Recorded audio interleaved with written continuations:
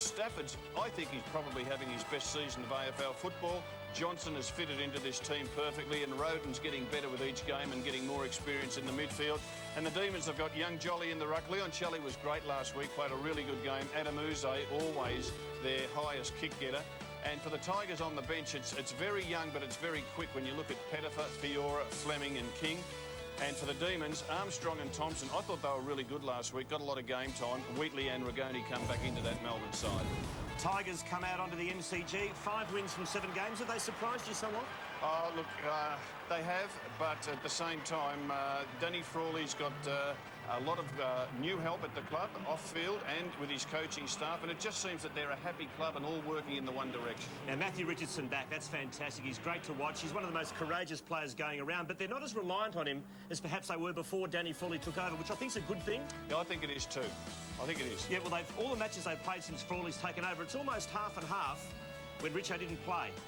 Yep, and what we'll see tonight is that he won't be the pea in the pod. They won't direct all the attacks through Matthew. They've got other players in that forward line who can now kick goals for them. At the same time, it'll be interesting to see where they play him, whether he's right back at full forward or further up the field. I like to see him playing as a half-forward flanker, if you like, pushing up to the wings, using his great pace and running back towards the goals. Then it's hard for a defender to get a spoil on him. And let's hope he gets through the game unscathed also. Well, it's a unique milestone tonight for that man. Melbourne's James McDonald. He plays his 100th game of footy, the 3rd McDonald brother to do so. What an achievement. I said I don't know how to live my life. The sun comes in the morning and it waits at night. And I've got the one, the only one I know. Na, na, na, na.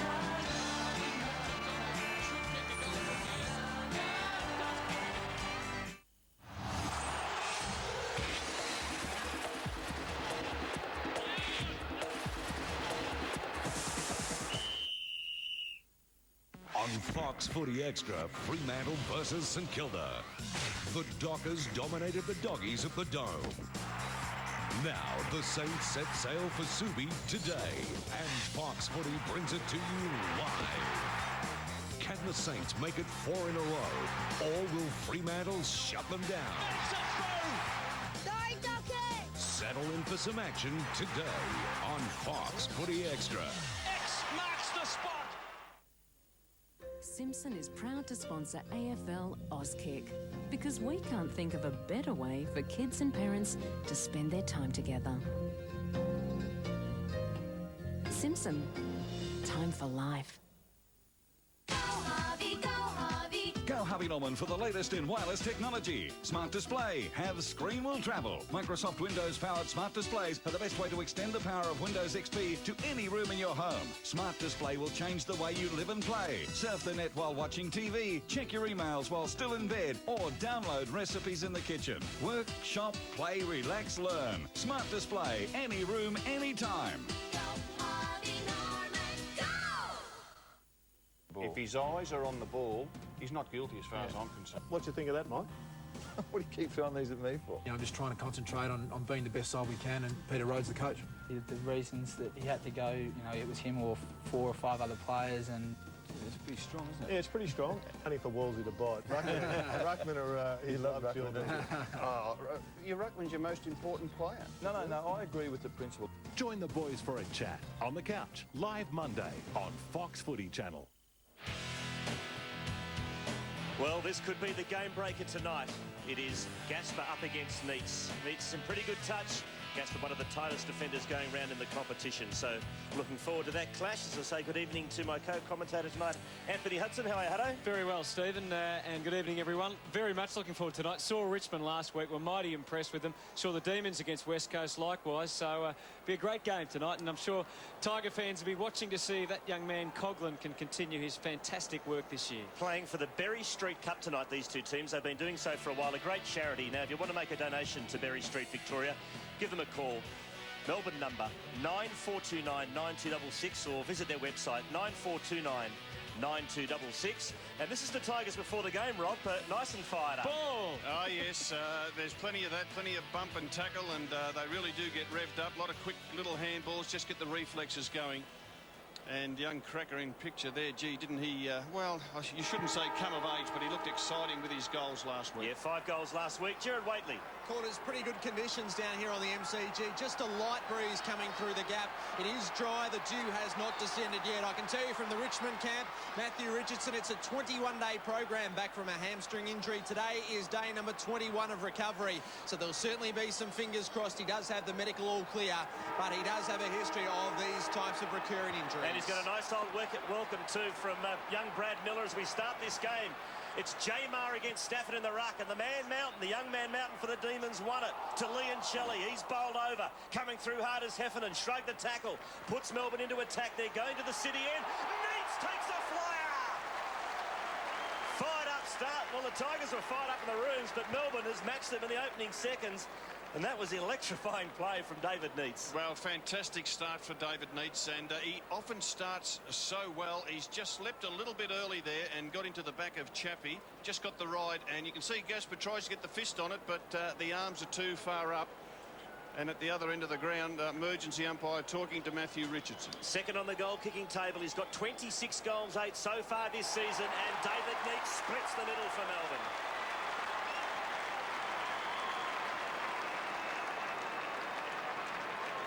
So perfect start for the Demons, Robert Walls. Well, a terrific start for them, and I guess when your captain, and a good bit of ruck work there by young Jamar, and Leon Shelley, who was really good for them last week, in and under, and Heffernan just banged the ball into the forward 50, and a great mark by David Neitz. So good start, Demons.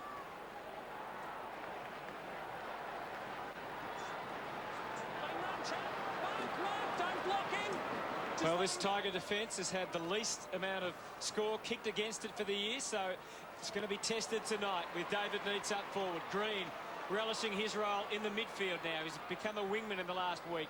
Good spoil, though, the Tiger defence under pressure, some desperation. There's Newman at the side, and running back Zantac. He's got the new lighter hair in the last couple of weeks. Did a good job last week. Lots of numbers around the ball. The Tigers are good at getting numbers back, and I'm sure they'll do that tonight with Neitz the main danger. Zantac's kick into the path of Bowden and Bruce, and also Bitterscombe, who came on last week and had a terrific couple of quarters. Quarters number 2 and 3 had 11 possessions in those quarters. Up to half forward, Miller with a big job on Richardson, and it is going to be a huge job. He had Treadray last week, Miller, and now he gets Richardson. And Rory Hilton, he would have led 50 metres to take that mark. He led from the goal square. We saw him thrust forward last week, Hilton, and he was reasonably effective. Yeah, he couldn't go long to the goal square because no one was back there. Now Rogers goes long. He does. Richo's got a beat too. Jamar arrived too late. He's given away the free. And Richo to go back and have a shot for goal. Well, they set that up pretty well because they just couldn't get the ball in too quickly when Hilton took that mark. He had no one to go to, so he went a little short pass to Rogers. In the meantime, Richardson just doubled back. That's when he's at his most dangerous, when he's running back towards the goals. And 2 marks to Matthew Richardson on Miller in the first couple of minutes of play. Gee, already Neil Danaher would have to start to think of a move. Very tight angle. Doesn't matter. Matthew Richardson. Welcome back. He's online. That's the good news for Tiger fans. Got that indeed. What a great snap. Well, not only that, look at what he did. You can see here Jamar's trying to get back to help out and just doesn't get there in time. But the Matthew Richardson snap, he goes on his left foot. Looked as awkward as could be, but effective. Maybe that's what he's going to do. Kick on the left foot instead of the right. Now, Matthew Richardson kicks his 7th goal for the season. He's now got 7 goals, 9. Playing his 5th game of the year. Of course, he's had fractured cheekbone, hamstring problems already. But when he's on song, he's one of the most exciting players in the competition. Back in the middle. Stafford against Jamar. Green's in there. And there's a whistle here. That's a Melbourne kick. Here's McDonald in his 100th game. Decides to go long. Out in front of Neitz. Gasper's snapping at his heels. There's Zantuck. To Tivendale. Puts him right under the hammer. Great tackle, Heffernan. Well, bounce. Just see how quick the umpires are to get the ball and bounce it. That's the big talk through the week, that as soon as they get it, they'll bounce it. You'll also see the positioning of the umpire. He'll be heading towards the boundary line. after he's bounced that ball, getting out of the heavy traffic. Jolly down to Johnson, and he can't break clear, but he's been given a free kick. Let him go, let him go. Kane Johnson to take it. What a wonderful performer he's been so far this year for the Tigers. Roden. He's developed slowly this year for the Tigers. Probably hasn't come on as fast as some thought he might this year, but been pretty good. Up to the wing, and there's Richo. He's going to cover a lot of territory, Robert. Yeah, maybe Ferguson has to be shifted onto him. It's a very early call, Rob. There's Richo's kick right up to 50. Hilton, the target. Good hard work from Godfrey, close to the line. Plenty of numbers around the ball. Cameron hacks a kick out. Cracker from behind Williams, who's got the big job on him this afternoon or this evening. There's Conklin breaking through, setting up a chance for Tivendale off the wrong boot. Off the right result. Greg Tivendale kicks a goal.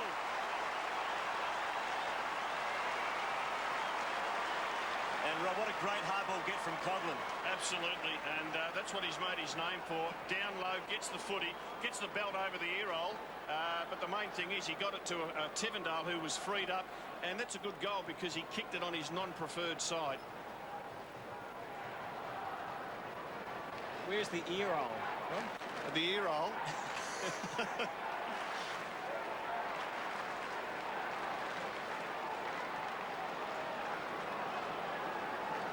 Fantastic hard ball get by Coghlan, who caught one, as Robert Walls so aptly put, in the ear hole.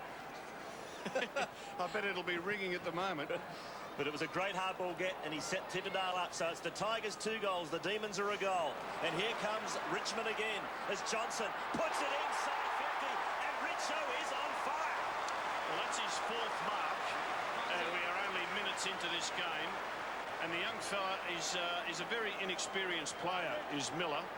It's well, he only played 4 games last year. He's been a regular this year because they have to play some tall defenders in the absence of Ellis and Nicholson, but I would think that already it might be time to make the move. Now, these are the ones Richo's got to nail. Well, these are the ones that he worries about, but you can see he's gone back for a run-up that's longer than Dennis Lilly's, and that's okay because this is the routine, this is the process that they've set for him. You can see just he'll probably take about 17 steps before he kicks the footy. So it is a monster run-up. He's only about 35 out when he kicks. 19 steps. And he's missed to the right. Took too many, Robert. Too many. We'll have to get the message out. But, gee, what a start for him. 4 marks. So Ferguson would be your next choice, because he hasn't got a lot of choices. Yeah, look, he could use Bizzle. Bizzle with the ball at the moment, ready to kick in. I guess even Wheatley, who's on the bench, is mobile enough to go with him. Maybe that's why Wheatley came back into the team as a backup. But here's Whelan up to the wing. And pushing wide is Jamar. Interesting that they've let Jamar start in the ruck. Jolly, the more senior ruckman, he's sitting back in the goal square with Neitz. I guess they figure he's a bit more accomplished up forward at this stage, Jolly. Lian Challey, who's been rejuvenated somewhat in the last couple of weeks, finding plenty of the footy. But meantime, Ward drives it deep into attack. And there's lots of Tiger numbers back again, and we saw them do this very successfully last week against Essendon, Rob, getting enormous. Okay, guys, I'm going straight back this way, straight back. Enormous numbers back into defence. And you can hear the umpire telling the players, I'm going to back after the bounce. Play on. Ball comes to Tivendale, who on his right boot puts it out in front of Rogers, one of the veterans now in the Tigers lineup. Scrubs one to half forward. Richardson against Miller. And I think young Miller will be happy to see it just trickle over the line. And Matthew Richardson, 4 marks, 4 disposals, 1 goal, 1 so far. It's a big test for Brad Miller. Yeah, and just 19 years of age. You can see where Richardson is. In fact, he may well do the ruck work here. And he is... It enables Stafford, who's actually gone down to the full forward area. That's the worry with Richardson in the ruck. He hasn't got great ruck technique. You wouldn't expect him to, and he will give away free kicks. You can see there the hand in the mush. Wait there. Play on, yours. So Jamar's got it. He squares it up to Andrew Lian-Challey. He has plenty of time, so there's a couple of bounces. He takes the ball to the wing, looking for Neitz. Well spoilt by Gasper, coming through with Zantuck. Hilton to Coghlan. And the Tigers going to clear as a kick comes to Bitterscombe, to Zantuck, and Richmond are away. Well, they've made the move. Richo's got a new opponent, and we'll see in a minute who it is as the Tigers stream forward. Rogers gets it long, gets it strong, and here it is. Not quick enough, surely.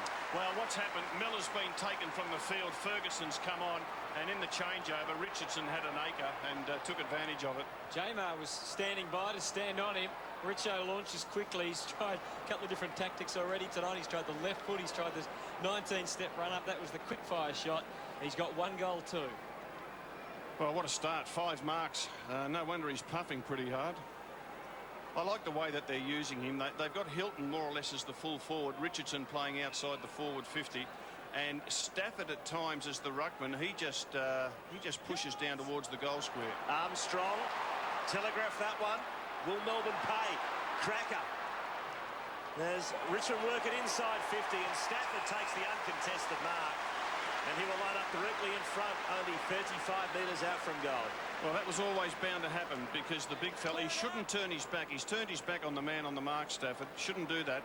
But it was always a chance because he was just working the corridor up and down. And Jamar, he's concentrating on Matthew Richardson because he's so hot, but he should concentrate on his own opponent, this ruckman. Greg Stafford loves a goal. And he's popped through Richmond's third.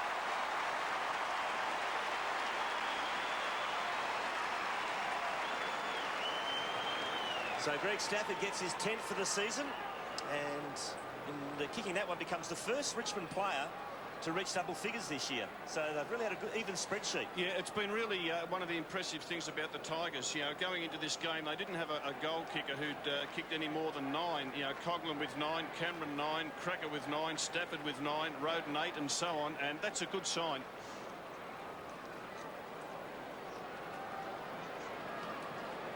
So Jamar taking on Stafford, who was the last goal kicker. We see Godfrey with the job on Coughlin in the middle of screen. But the Tigers winning it out of the middle in various ways at the moment.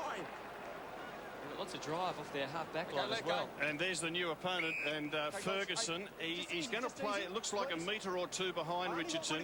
And have a look at the size of them. Richo, of course, 10 years of AFL work in the gym and so on. Right, we don't need that, okay, mate? Come on. Umpire trying to get a bit of control out there. He's trying to get the footy to bounce it. I'm going straight back this way, guys, okay? So 20 playing 6, very bright start for the Tigers. Good spill down.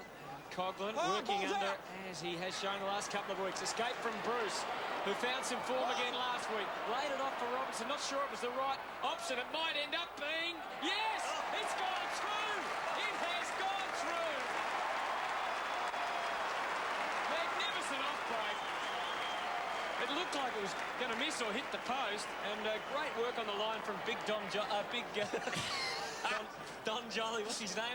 Darren Jolly. Yes, you're right there, Hutter. Cameron Bruce gives a handball across. I don't think Russell Robertson was expecting that. Jolly, the ruckman, shepherded. He shepherded that ball through and kept his opponent, Vardy. You can see he's holding onto his jump. That's actually a free kick to Richmond. Anyway, the 6 points will stand. And they needed that one too, the D's, just to steady the ship somewhat. So 20 plays 12. Jamar, the big leap. Went straight to Bowden, who's gang tackled. And we'll have a bounce in the middle again. Okay, I've got it. Thanks. My ball. Thanks. You can hear the umpires. They continually talk to the players, and I think that's good. It just settles them down, lets them know what's going on. Jamar against Stafford. Oh, beautifully won by Stafford. Puts Richmond back inside 50. Running onto it is Rogers. This Tamball's out in front of himself. And now Melbourne get the troops back. Guys. And we'll have a ball up about 30 metres out from the Tigers' goal at the punt road end. Let's go quickly, come on. Thanks. Marks inside 50, Richmond 6, most of those to Matthew Richardson, and Melbourne just the 1. That was the David Neat Specky. Close to the boundary line. Johnson ridden across it in the end, and the ball over and out. So 2 goals to Melbourne, 3 goals 2 to the Tigers. Matthew Richardson with 5 marks already on his second opponent. He's kicked 1 goal 2. You can see Ferguson waiting down. Jamar doing the ruck work against Richardson here. His opponent just away to the left. Richo might try and do it all the way. Had to release it under the new rules. He did that. Roden cleared the path. Cameron, who's almost the captain of the forward line, leads the way with a goal.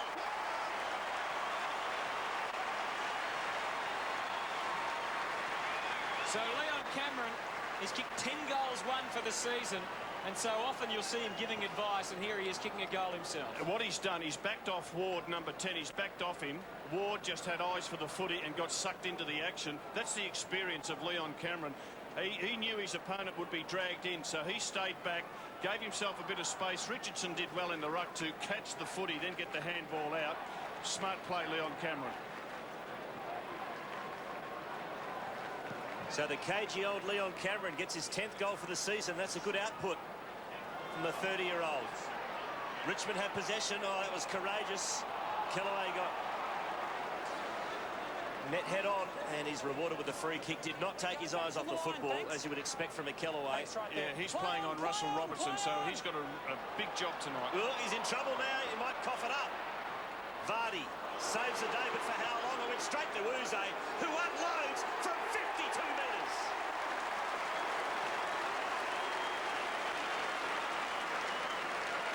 Well, Andrew Kellaway, it was courageous to win the football, but in the end he paid the ultimate price for indecision. Just good pressure by the Demon forwards.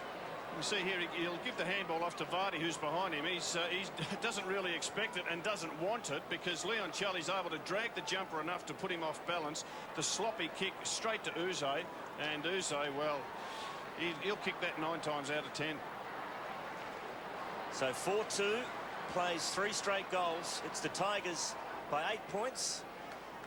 Pretty much halfway through this first quarter at the MCG round 8. And a very free-scoring one so far. 4 goals to 3, so 7 kicked in about a half of football, a half of a quarter of football. That makes sense. Kellaway off half-back. Here's Newman again, striding out. He's got some room to work in. Goes backwards for Hilton, who's well placed. Long target, up towards full forward. Johnson has pushed forward. Bitterscombe. Numbers with the Demons, though. Whelan trying to sort things out. Still a dangerous ball here.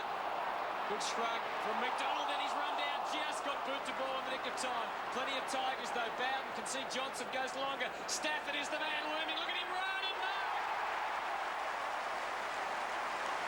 And he's going to do that all night, Robert. Yeah, great call, and what it means is that Danny Frawley won't allow Melbourne to have a ruckman back there opposed to Richardson, not a 2-on-1. So he's encouraging this big fella Stafford to go down that middle corridor and present as a marking target. Now, that's the second time that he's taken a mark in that corridor area. Well, he's now kicked 11 goals, 3 for the year, Greg Stafford. And the Tigers hit back again.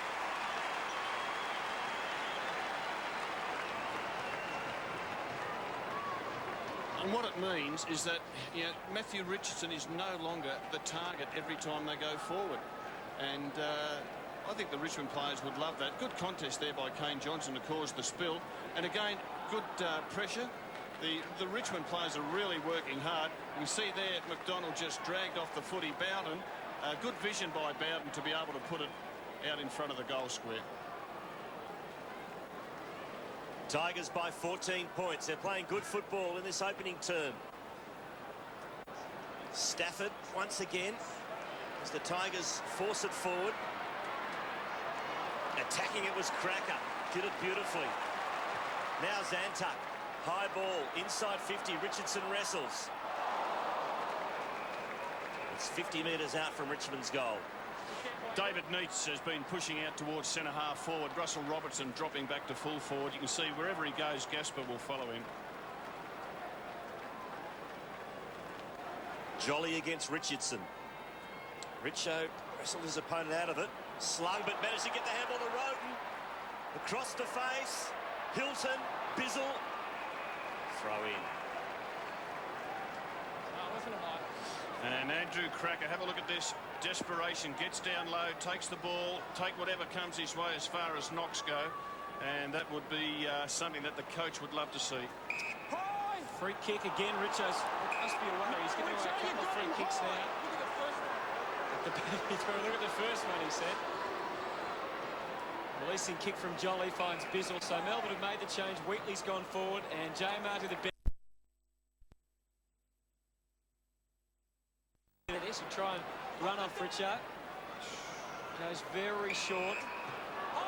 He's ducking the ground already. Dangerous handball through the middle of the ground. Better watch out, Williams.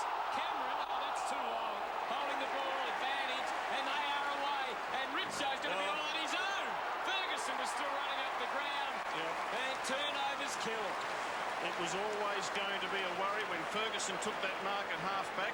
He got the short pass across, and then he, instead of getting back on Richardson in case there was a rebound, he just hung around the middle of the ground. And of course there, Richardson by himself, he was 30, 40 metres in the clear, and he would think it's a picnic at the moment.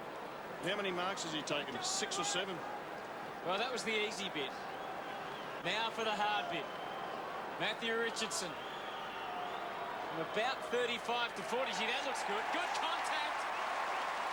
He's got his second.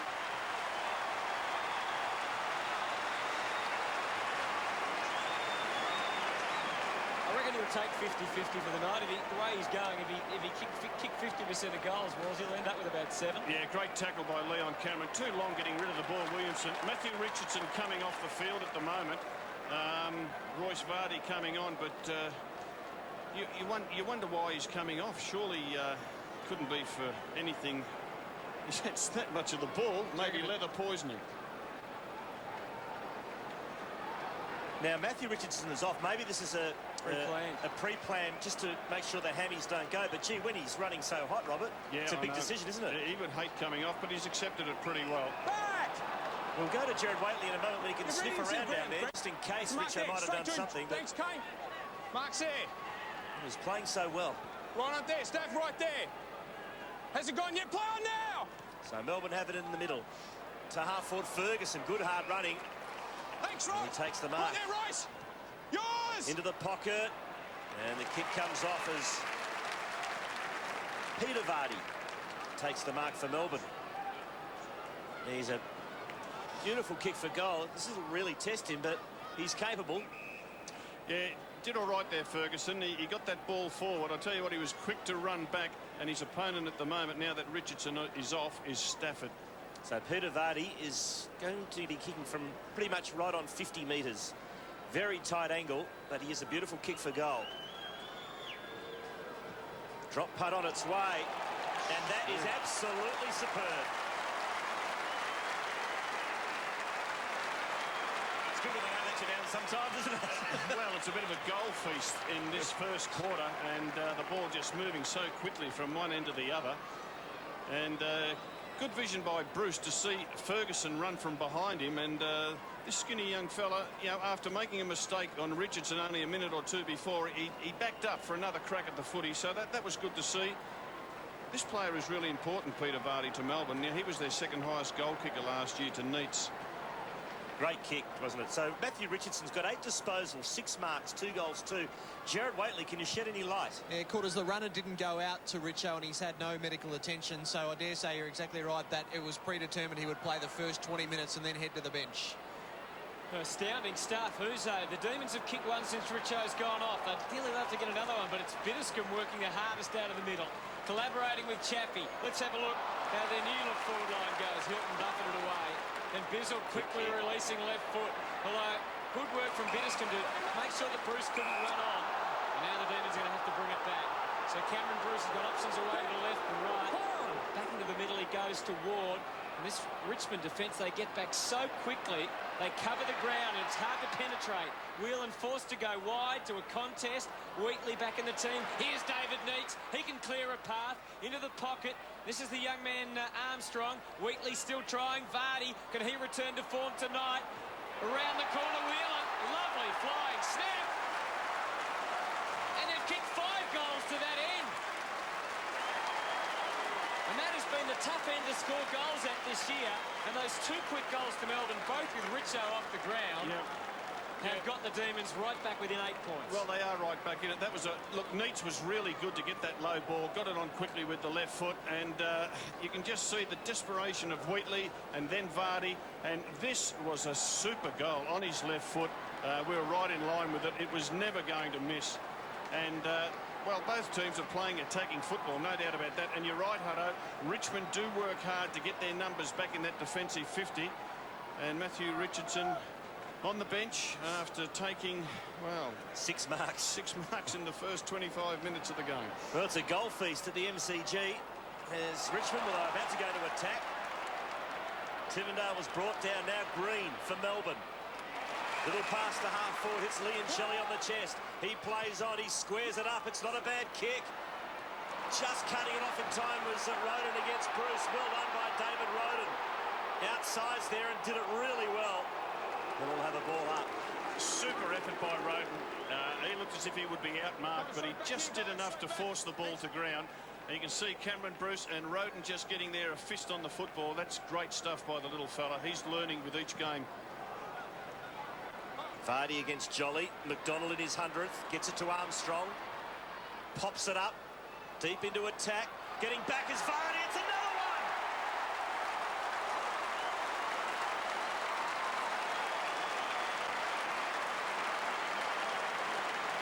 That was a very clever kick, and Vardy finished it off beautifully. Oh, well, look, he's such a powerful player. He's a premiership player with the Crows, of course, and he knows what it's all about, but just used his body here on Zantuck. Let Zantuck get front spot, knew that the ball would bounce back towards him, and then quickly and cleanly gathered the footy to put it through. So, super effort by Peter Vardy. So Peter Vardy's doubled his goal output for the year. At only 2 goals coming into the game tonight. And suddenly Melbourne within 2 points. And going forward again. Cameron Bruce just lost balance for a moment. He regains it though and makes use of it almost. Well, it's still almost made it through for a goal. Zantuck took the mark almost behind him. It was very close. Not only Richardson going off, but Vardy going into the ruck has hurt the Tigers. So they reorganise themselves out of defence. Rogers delivering for Stafford. And they need to get Stafford back into the ruck. Rogers getting it quickly up to 50. It's very wide, out on the full. And it's amazing how quickly a game can change. We saw that, we've seen that so often this year. We saw it at Telstra Dome today with Collingwood and West Coast. And we've seen it here tonight. What a remarkable turnaround. The Demons flowing forward again. Uze delivering for Robertson. Meeks is back in the square. Got to get it in there quickly. Robertson hesitating and swinging it inboard.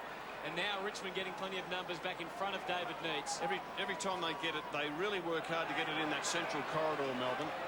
Well, Stafford standing right in front, so Neitz has got to beat 2. I wonder if he can do it. He can't. Liam Shelley might though. Yes! Off the ground. Goal umpires that have sore arms at the moment. It's a highlights reel.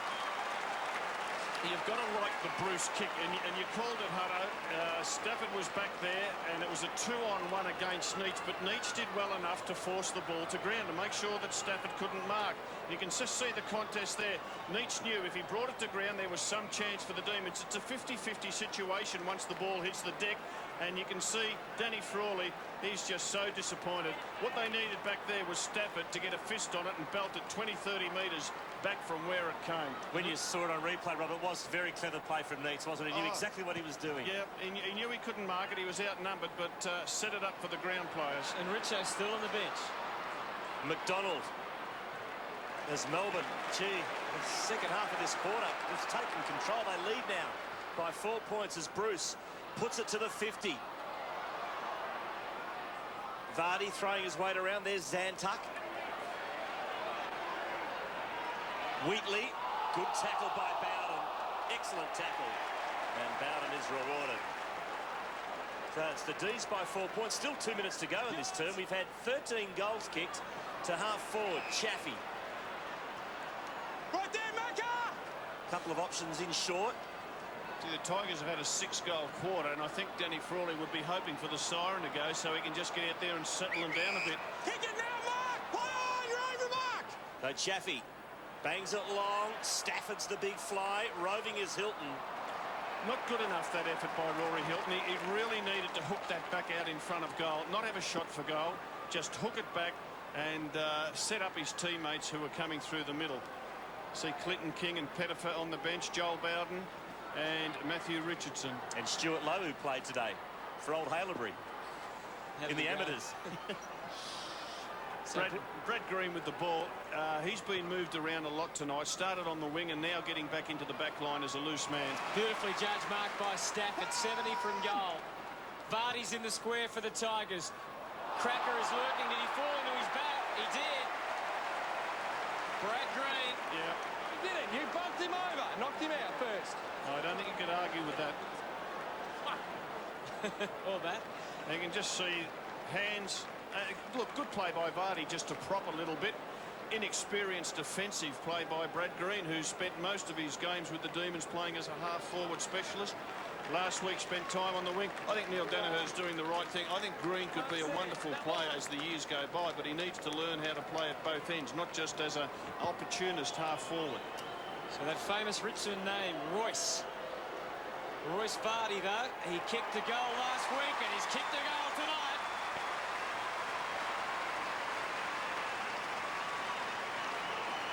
So the Tigers are back in front. 14 goals kicked in the quarter and it's not over yet. And we'll have another look at it. He just halted with his steps there, Vardy, and did enough for his opponent to run into his back. That's a free kick. And $1 in the swear jar.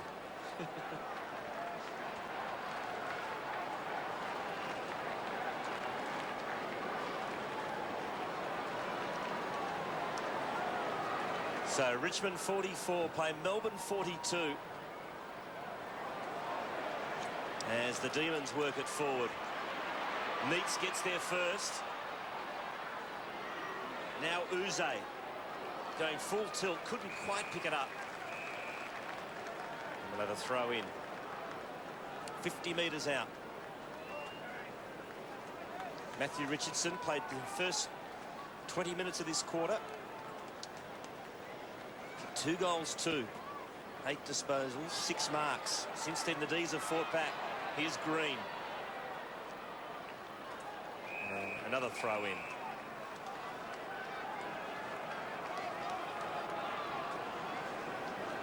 So after a hectic first 20-odd minutes, just a bit of a lull in play the last couple. But still, we've had 14 goals kicked. As Neitz and Stafford wrestle, and this time Stafford's got the free. So Stafford in the last minute of this opening quarter, which has been a frenetic one. Kane Johnson, who hasn't been quite as dominating as he's been in the last couple of weeks, but nonetheless, possession number 6 coming up. Getting it to half forward, there's some support in the ruck. Jolly floating over the top. He's got Thompson breaking from the wing. Oh, he set him up badly. And Kane Johnson comes in for another possession. Hold it there, don't go forward. Come back and meet up. So the last 30 seconds of the first quarter. Fiora. Can the Tigers get another one? Vardy, good pushing and shoving. And the mark is paid. And this is Hilton who takes the mark. And he goes for the little pass over the top. And Chaffee running into the space has taken the mark. And he's kicked 3 goals, 3 for the year so far, Mark Chaffee. Well, Mark Chaffee made his name as a half-back flanker. He's one of the experienced Tigers now with over 100 games. Came to Richmond in '97 off a baseball scholarship in America and is now one of the recognised senior players and a very good one at that. No, that's a behind. I was going to say it would have been a 15-goal quarter if he had been able to kick truly there. At the end of it all, after 14 goals, 3 kicked between the two sides, Richmond lead by 3 points. An amazing quarter of football, and I think it's one of those quarters where both coaches would be going down thinking, gee, we played some good footy, and then they'd say, but hang on, the opposition have kicked 7 goals against us. Melbourne's so accurate in front of goal. Whelan's left footer, Vardy's from the boundary line, just wonderful goals. I think we're in for a really good game. So quarter time here at the MCG, this round 8 game, Saturday night football. It's Richmond leading Melbourne by 3 points. We saw some big goals and some big marks in that first term.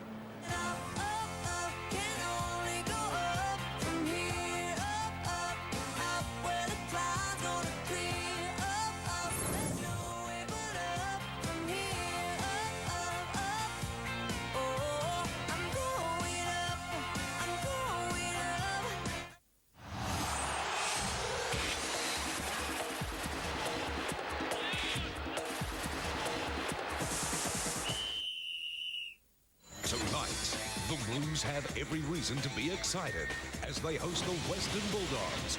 Can the Ravage Dogs claw their way back into form? Find out on Fox Footy Extra tonight. Harvey Norman, smash the $1,000 price barrier on Mini DV digital video cameras. That's right, an all-new Mini digital video camera from JVC for just $999. Plus, we'll throw in a bonus starter kit including bag and tripod. This amazing new camera has a huge 16 times analog zoom, 2.5-inch colour LCD display and video CD creation software for making your own movies. You can even use it as a web camera. The JVC palm-size Mini digital video camera with bonus starter kit, just $999 at your digital technology specialists. Simpson is proud to sponsor AFL Auskick because we can't think of a better way for kids and parents to spend their time together. Simpson, time for life. This week, the footballer's footballer, Scott Burns, live on the couch. He laid 11 tackles in last year's grand final. Burns lines him up, goes bang!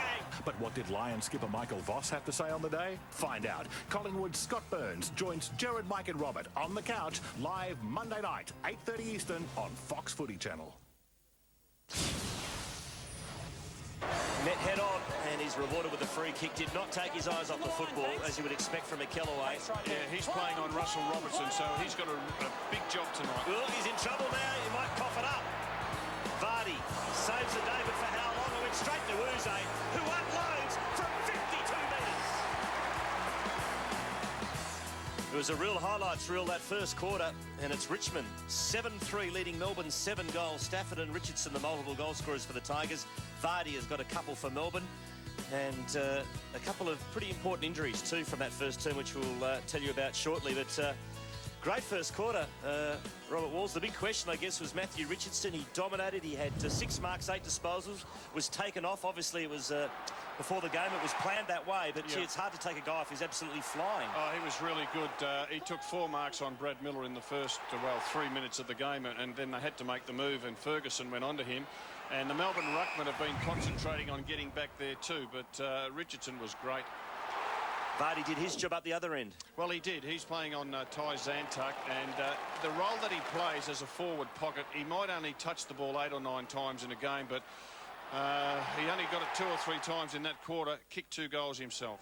Jared Waitley. Yeah, quarter's bad news for Melbourne. Cameron Bruce brought himself off with about a minute to go in that quarter. He has strained a left hamstring. The ice was applied immediately. He's done for the night, and indeed done for probably the next 3 weeks. Well, for Richmond, Joel Bowden has had a lot of ice applied to a corked right thigh. He will start the quarter in the middle of the ground. We'll keep an eye on him. Richo, he came off at exactly the 20-minute mark. We'll see if that happens again. And that's the 3rd hamstring in 2 weeks for the Demons. Of course, they lost Brown and Johnston last week for 2 or 3 weeks, so they're not having a good trot. Melbourne go into attack first in this second term. Robertson ducked the tackle around the corner into the goal square. Jolly couldn't mark. The desperate fist came from Kellaway. Gasper to Newman. Rogers can't control it. Throw in. And Mark Coughlin in picture there, who's been playing so very well for the Tigers. At this stage, he hasn't had a kick. He's had 4 rushed handballs. Godfrey and Thompson have been sharing the tagging job on him. Yes, he's going to find out what it's all about tonight, isn't he, with close attention from those 2 players. Godfrey in particular is a specialist at tagging, and young Thompson was so impressive last week. To the boundary line. Thanks. So the Tigers up by 3, early stages of the second quarter. Beautiful night at the MCG. Saturday night football. Jolly, hurried kick forward from Rigoni, gets it in deep, and the mark taken by Kellaway, who can release, and they can run again. Gasper, he's got nothing ahead of him though. Just open space, had to wait until Fiora runs into it. In the end, I think the kick was designed for the boundary line. Didn't get there though. Cruel bounce for Williams, but a great tackle. Kept the pressure on, got the releasing handball, and now they can go. McDonald back to Williams, the man who started it all. 2 people on David Neitz, so he goes. Oh, he kicked it straight to Mark Chaffee, who was the second bloke doubling back on Neitz. And that was a terrible option as it turned out. Now the Tigers trying to organise off half-back via Zantuck, and Stafford through the middle, who's got a bit of meterage here to move into. Goes long and strong, searching up towards full forward. Hilton over his head, under pressure McDonald.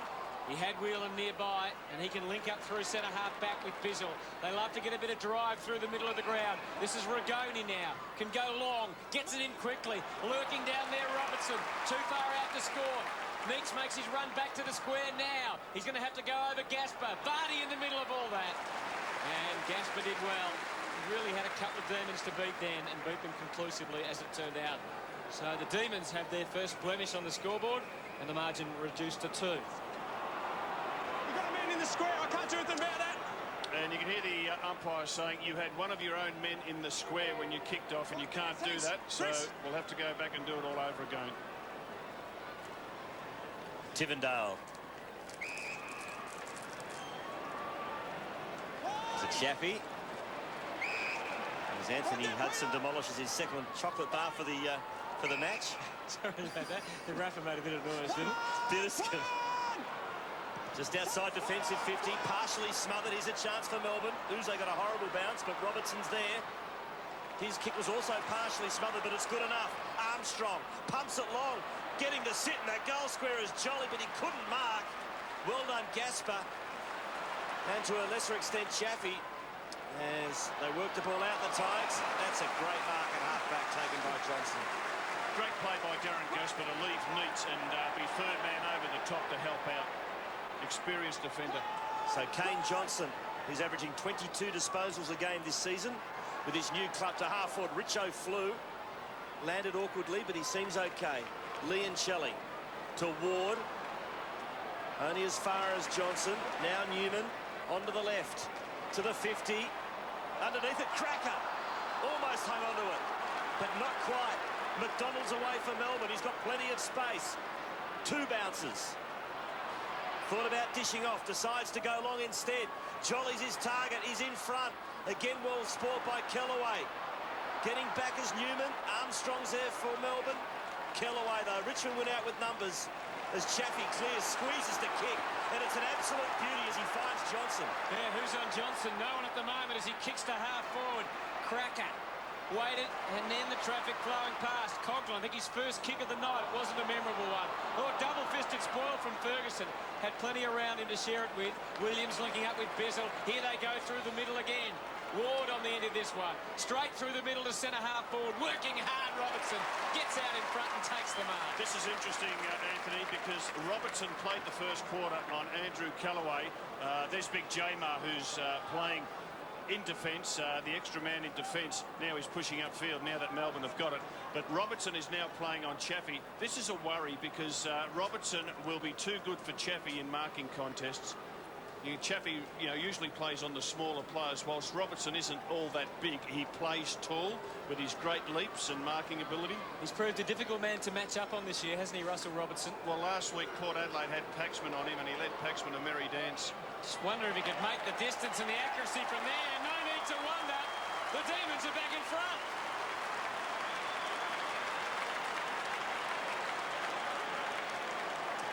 So Russell Robertson, who's probably a better shot from there than he is from 20 metres out directly in front.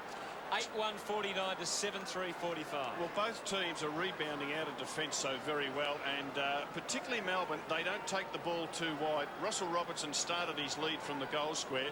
Took plenty of time after he marked it because he was puffed out. He just composed himself before he went back and kicked it 60 metres.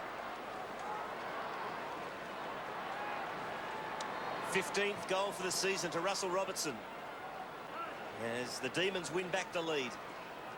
Coughlin has been well tagged so far. Stafford, soccer off the ground. Roden tried the same, but without success. Tivendale. Also in there is Thompson. How are you reading the flow of the game now, Robert? Look, the first 15-16 minutes of the game, it was all Richmond. Since then, I think the Demons have got the ascendancy.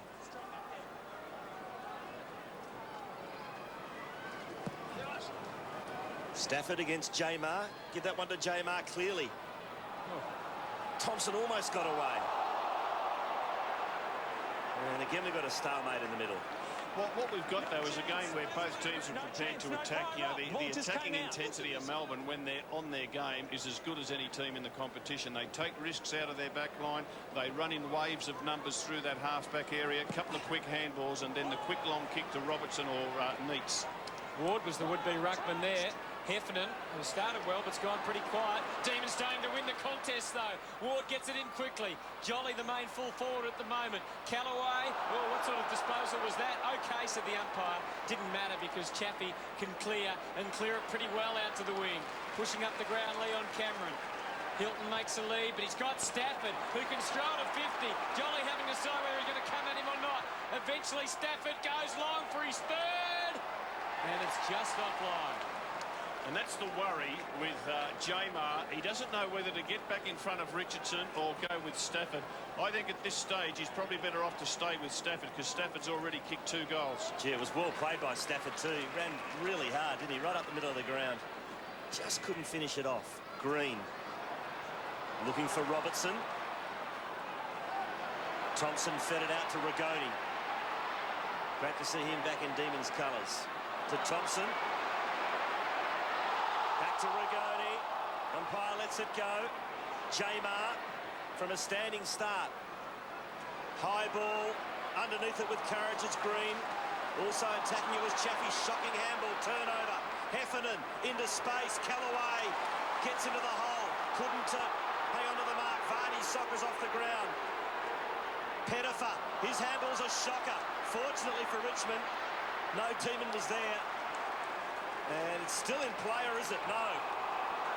Boundary umpire was in perfect position. Crowd doesn't like it, but we have a throw-in 45 out from the Demons' goal. Comedy errors there from both teams. Good chasing by Neitz. Rogers had a 10-metre gap on him. He closed it and was able to just put enough pressure on him. In the end, the ball went out of bounds. So 14 goals in the opening term, just 1 so far in the opening 8 minutes of the second. Demons get it in quickly. Vardy got to beat 2. He can't beat Callaway. Play on was the call. Or was it? It wasn't. Free kick is going to come back. It's going to come back to Callaway. And he and Gasper have almost returned to their All-Australian form this year, Robert. Yep, and typical Callaway mark, be it Duncan or Andrew, coming back with the flight of the ball. Total disregard for their own safety. Very short, though, the Tigers. Zantuck kicks to a 2-on-1. And the numbers win out. Or do they? Yes. Free kick paid. Robertson's kick. And it's going to Robertson. Here. Max, here. Just here. Robertson able to go short to Thompson, who's almost within range. He's a powerful 50, Leon, you got it there. Player is Thompson. Play on. Doesn't try and shoot for goal. Right to the goal square, though. Vardy waits behind, waiting for his opportunity to pounce. Zantuck also was ready. And now the Tigers can go. This is Rogers from half-back. Oh, poor kick. Oh, no, it wasn't. It was a beautiful kick as it turned out. My apologies. Hooked around nicely for Stafford. Linking up Tivendale. Drives them deep inside 50. Who's going to win the foot race? Kane Johnson will. And he crosses the line. Triumphant with a goal.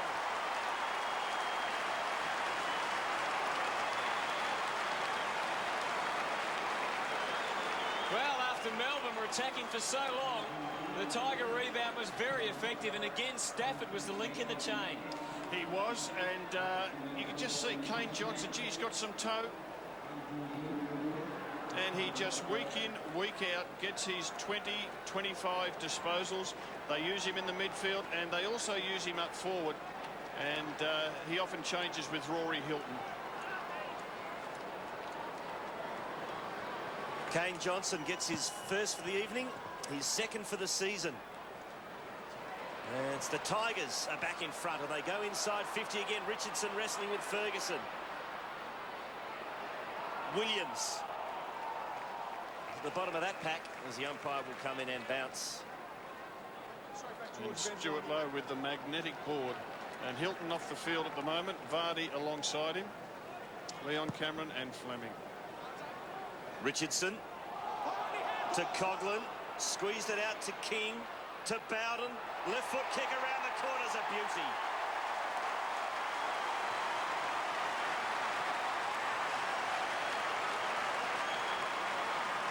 The goals are starting to come again as Richmond get their second for the quarter. did this well, Richmond. They just kept feeding the ball backwards, taking it backwards, giving a player, in the end, enough time to be able to have a shot for goal. And good play by Coughlin and King to eventually feed it off to Joel Bowden, and he was more than happy when he got it and realised he was on his favoured left boot.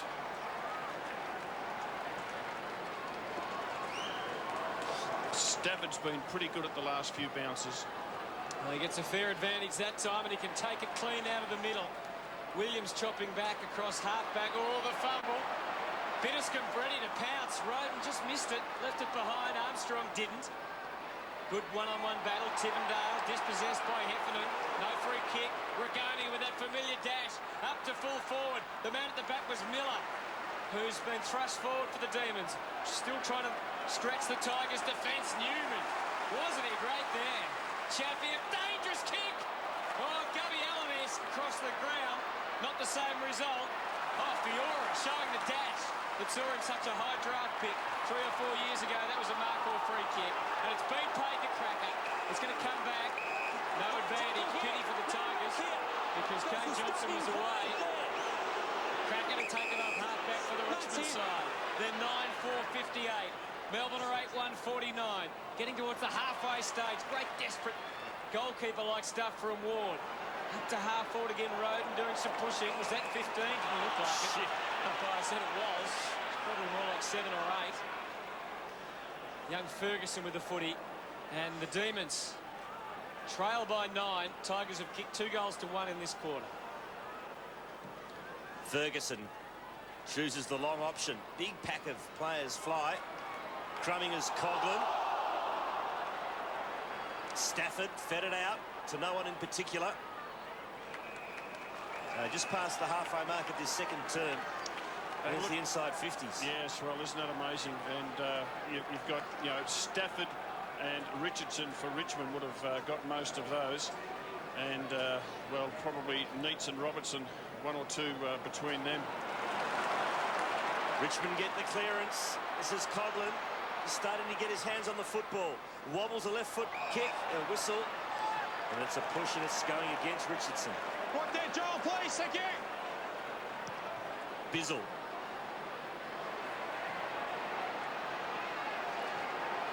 Finds Wheatley.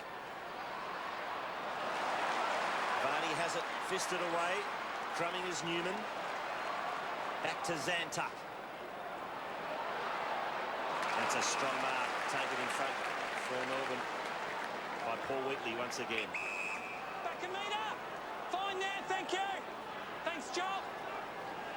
So it's the Tigers by 9.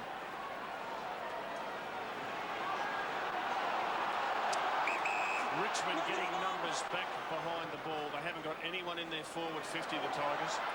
Long kick. Robertson was the big flyer. Stolen in the end by Wheeler. He kicks it inside 50. Neitz got rid of his opponent and kicks a point. He is super quick, David Neitz, for a big man. He is able to get a bouncing ball and then turn around like a rover. And we just see the dash out in front of Gasper there, and in 2 or 3 strides gives himself a chance to kick that. He'd be really disappointed he didn't kick it. Just the 1 goal tonight, the opening goal of the match for David Neitz. Greg Tivendale will bring the ball back in. Tivendale, such an important player in this Richmond team. He kicks the ball inside 50 more than any other player for them. And that time his delivery was great. Fiora showing some good signs tonight. Darting away and kicking to centre half forward. Good spoil opportunity for Bizzle. The Rovers were all Tigers initially. Callaway a rare fumble. Did well to recover. Bitterscomb's a penetrating kick. Well placed too was the kick. Hilton just slightly misjudging it. Plenty of Tigers swarming around. Ferguson gets reward for effort. And boy, it was a good effort. Ward takes it to the line. Good result if it goes over here for the Demons. It was a promising Tiger build-up. And Darren Gasper has run the length of the field to force David Neitz to go with him. Good play by Gasper. Once Richmond had the footy, he just backed himself to run forward. Neitz, of course, had to go with him. You can see that by that 1%er figure, they are doing the hard things tonight, the Tigers. That one, though, not quite so good. Out on the full from Bowden. Ward to take it. Just inside his own defensive 50. I guess we start Richo watching a minute, don't we? Because We've gone 16 and a half minutes. I wonder whether he'll come off the ground again. I'm wondering if it's some medical research or feeling that maybe late in the quarter hamstrings are more likely to be pulled again when you're in the match coming back. I think you're right, Dr. Hudson. I've got no idea. I just thought I'd throw a theory forward. Throw in on centre wing. Stafford's leading the way with 14. That is amazing for a man that size to have had 14 disposals, as well as all the good ruck work that he's done. Shelley couldn't get a clear possession away. That's clearly in the back. Yeah, Godfrey back on. Godfrey spent the early part of the second quarter on the bench, so he'll come back on, do a tagging job. Bowden to Newman, who had a paddock to work with. He has a bounce, and he drills it long. Richardson! Good positive play from the Tigers. And Matthew Richardson is trying to improve the angle. Let's see how far he marks the ground. Now, this is what Stuart Lowe did, and Stuart Lowe learnt this technique from the great Peter Hudson, so it comes from a pretty good kicking pedigree. coach. Yeah, my word. So he scrapes the ground, then he gets his steps back. He's gone back a long, long way, and he'll take plenty of steps coming in, get his balance, get his rhythm, get his momentum, and should kick the ball. The important thing here is to kick the ball 50 metres. 2-2 to Richo, make it 3-2.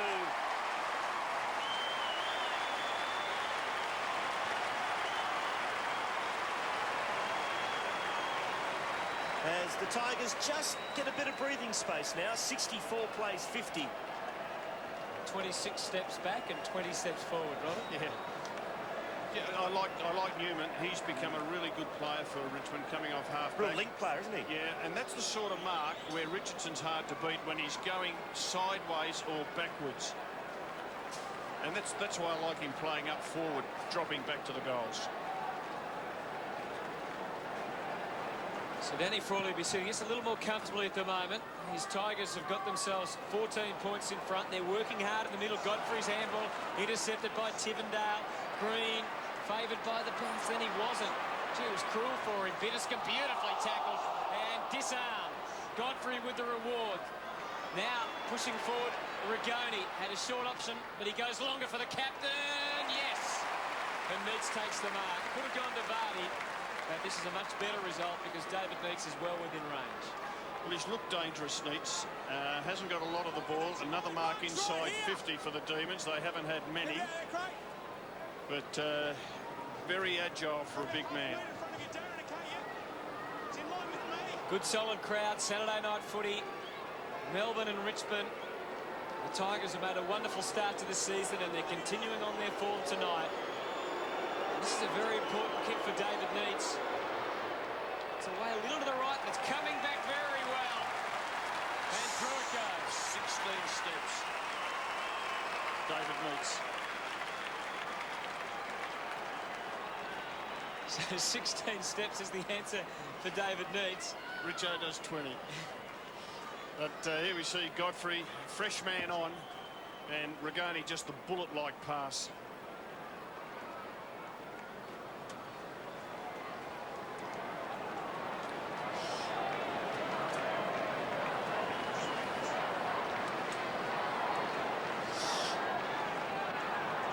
Yes, Stafford not in the ruck now. It'll be Vardy up against Jolly.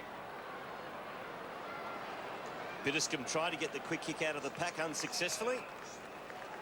My ball, thanks. And we'll start it again in the middle. Richardson's still on at this stage. We've gone just past the 20-minute mark. There goes your plan, Hutto.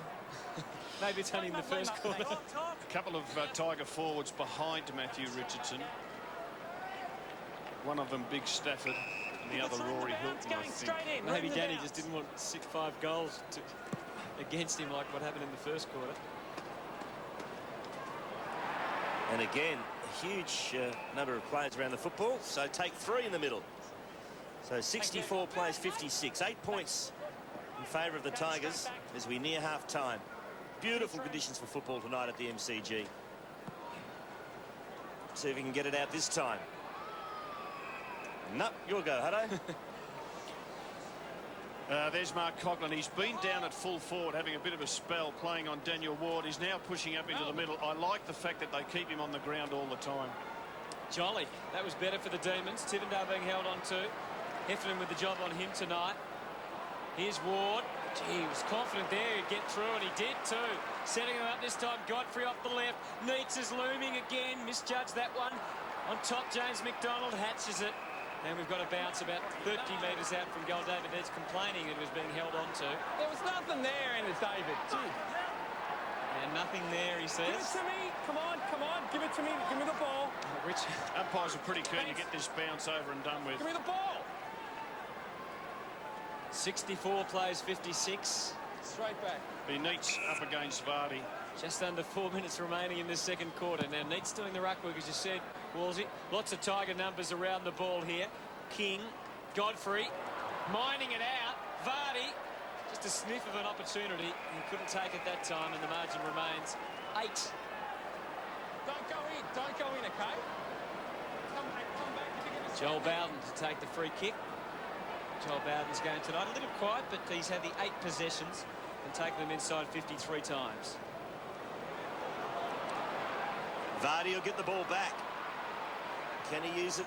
He goes short. It's a good kick, and he finds Robertson too far out to score, about 60 out. He'll unload. He'll try and get Neitz one out with Gaspar. He kicks in that direction. Gaspar picks him off beautifully. Well done. Fiora got the crumbs to Newman, who goes short to Johnson in the back pocket. Fleming screams for the football. And in the end, he gets it. Still inside defensive 50. Tim Fleming, the mature age recruit at 25. Had a stint with Carlton in the VFL. Zantuck, back to Fleming. Now, what's he going to do? He runs his distance. And the kick wasn't all that flashed as it went straight to Bizzle. Now a rebound football. Bizzle, great pass. Finds Green, and he is within kicking distance. Brilliant play by Clint Bizzle. Left his opponent, came over the top, third man in for the Demons on that half-back line, ran his measure, and then a bullet-like pass. Just about ran too far, Fleming, with the footy. Melbourne players. Have a look at that. Left his opponent, backed himself, and then just speared it hard and low. And Brad Green would be thinking under that, how good's this ball coming in? Important now for the Demons that he kick it. One of the best finishers in the business. He's scoreless so far tonight. He's kicked 12-8 for the season. Brad Green. He's kicking from about 51 metres out. Gives it plenty. Just the one behind, and Fleming has been taken off for that indiscretion, and Roden comes back on. 10-4 plays 9-3 as we near half-time here at the MCG. Once again, the ball in the hands of Greg Tivendale. We see Tigers breaking left, right and forward. And there's a nice sliding mark taken by Callaway. Gets the quick kick away, and they work it close to the boundary line. Kane Johnson on the end of the Zantuck handball. Then looping it up to Fiora, who's giving them some drive off half-back. Loves to carry the footy. Indulges in a bounce and then delivers for centre-half forward. And then we see Darren Gaspar running up the ground again. What he does, when the Tigers kick in at full-back, he never takes the kick in. He just bolts forward, and it's good policy because it just forces Neitz. He has to chase him, so it takes Neitz 150 metres away from the goals. Now he's got to use his foot skills to try and set up a Tiger opportunity. Lurking down there was Hilton, but he couldn't get a look in. Williams, very bold with the handball. Plenty of Demons to go to. Green and Vardy's got Thompson on here at half-back on his own. He turns around, but the next option wasn't there for him. Robertson is the option one-on-one, straight down the ground. Makes his lead now, but close to the boundary line. He'll want to mark it here. Couldn't, and so the release was on for the Tigers. Rogers sharing it across half-back with Chaffee. Immediately spots someone in the middle. It's Joel Bowden. Brilliant kick. 40 seconds remaining in the quarter. Can the Tigers get one? Richo makes his lead. He's got clear, but he just couldn't get there in time. Williams was the courageous one. Richardson kept on keeping on. Got the handball to Cracker. This is what the Tiger fans wanted. Over the top on Johnson. Left it behind. Now the Demons have got 24 seconds. Can they do something? Long kick. Vardy's got to make the yards. He tried. Newman. Richmond with 15 seconds left. Can they try again? Thrusting forward. Here's Leon Cameron. 10 seconds to go. Cameron 75 out. He'll run out of time. So that's going to be the score at half-time in an entertaining game of football. 64 plays 57. As Cameron's kick falls well short. Is Danny Frawley pleased? No. Well, the goal avalanche stopped in that quarter. We had 14 goals kicked in the first quarter of football, and it came back to just 5, so they did tighten up a little bit there, but a really good contest. I like the way that the Tigers are taking the ball out of their back line. They're getting a switch of play. Richardson looms dangerous up forward. Neitz is dangerous for the Demons. It's still 50-50 at this stage. Just a really good, entertaining game of football. Certainly is. Half-time here at the MCG. Round 8 of AFL football. It's the Tigers with their noses in front. They lead the Demons by 7 points. We've seen some great marks, some great goals, and some great tackling in that second term.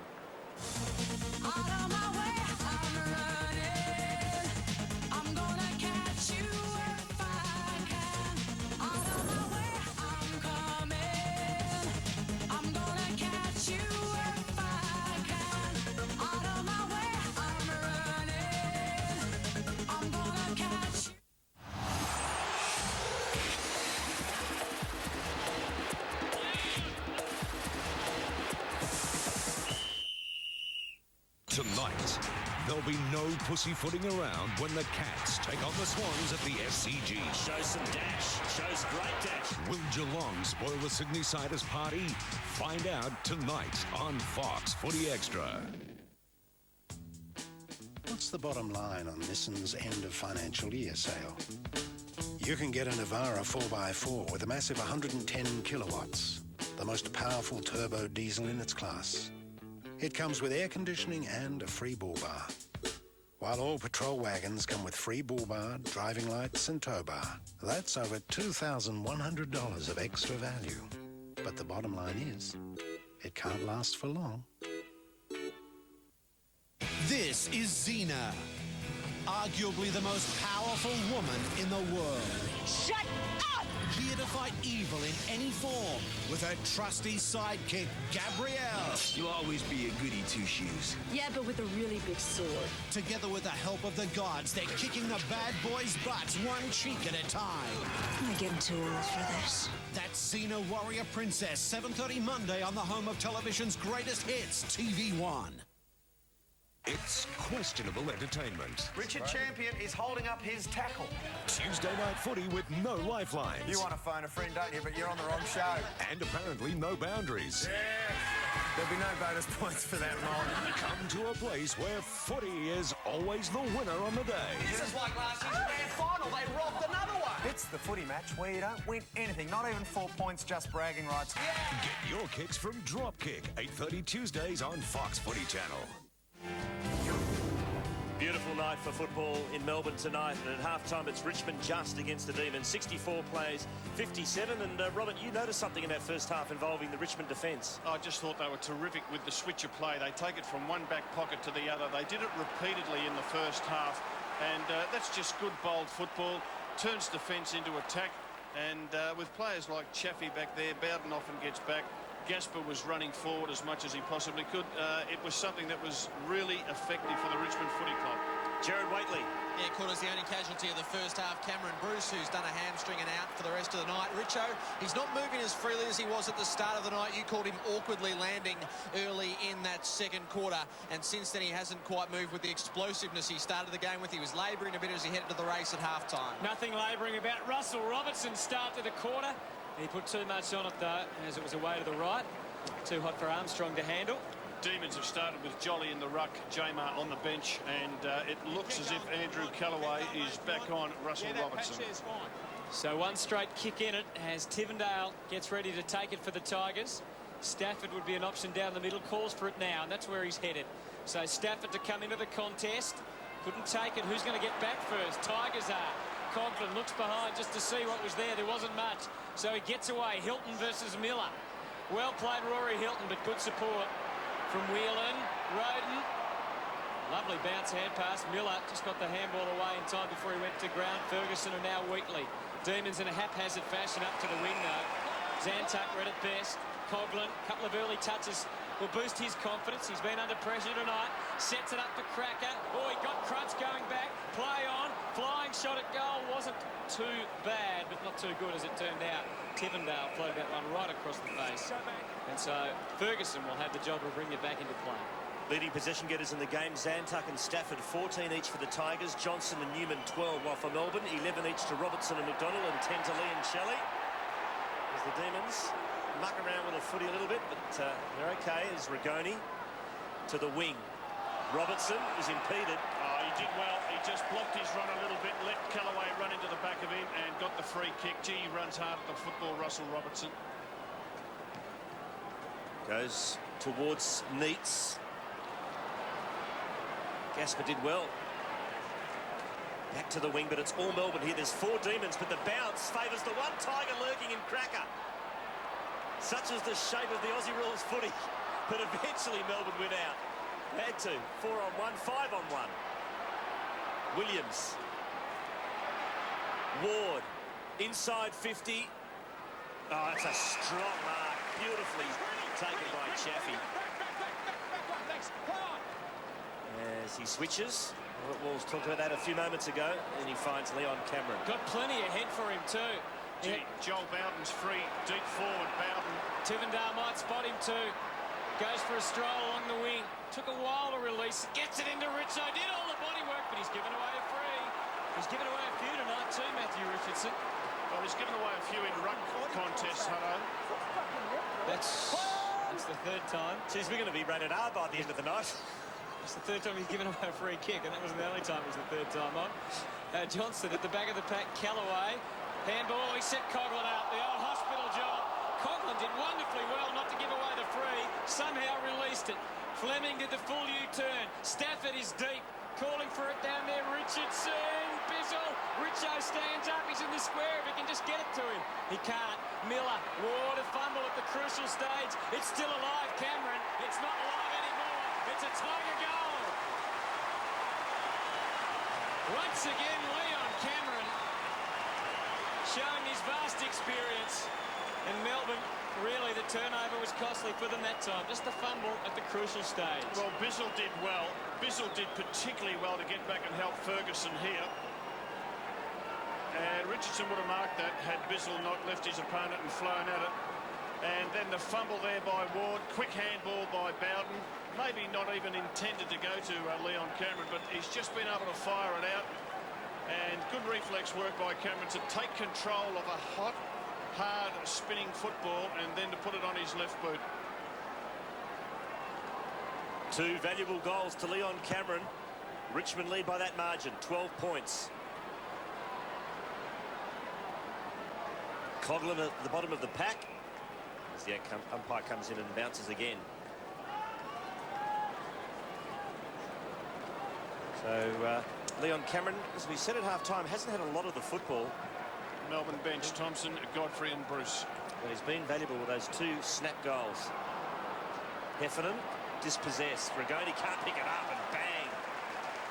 Bit of wrestling goes on too. Heffernan high. Should be a free kick to Melbourne. Chris Heffernan really he's barely touched the ball, Chris Heffernan. He's been playing on the wing. This is just his 4th disposal. You see Coughlin just gets him in a headlock and slams him into the ground. Can't do that. Well, you can. In wrestling you can. It'll cost you. Armstrong. Long kick towards Neitz. One out with Gasper. What a duel they've had, and Gasper won that one again. Stafford has the ball pinned to him by Vardy. Bounce. It's been a fantastic duel, hasn't it? Gasper, got to give him a fair bit of credit, Rob. Oh, he's been good, Gasper. Clinton King on the bench there with Pettifer, Bitterscombe and Royce Vardy. Armstrong. Got him high, free kick. Free kick for 2 high. Against Fleming by the looks of things. Brad Green playing at full forward on Chaffee. I reckon because he's on Chaffee, Danaher said, see if you can outmark him back there. Armstrong to Rigoni. He's kicked the goal.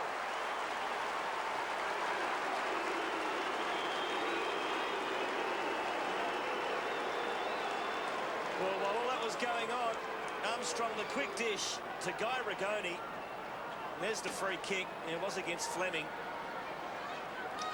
Just a couple of head-high tackles there that have cost the Tigers. They just need to get that right. And Rigoni coming around the back with a bit of speed up, was able to put it through.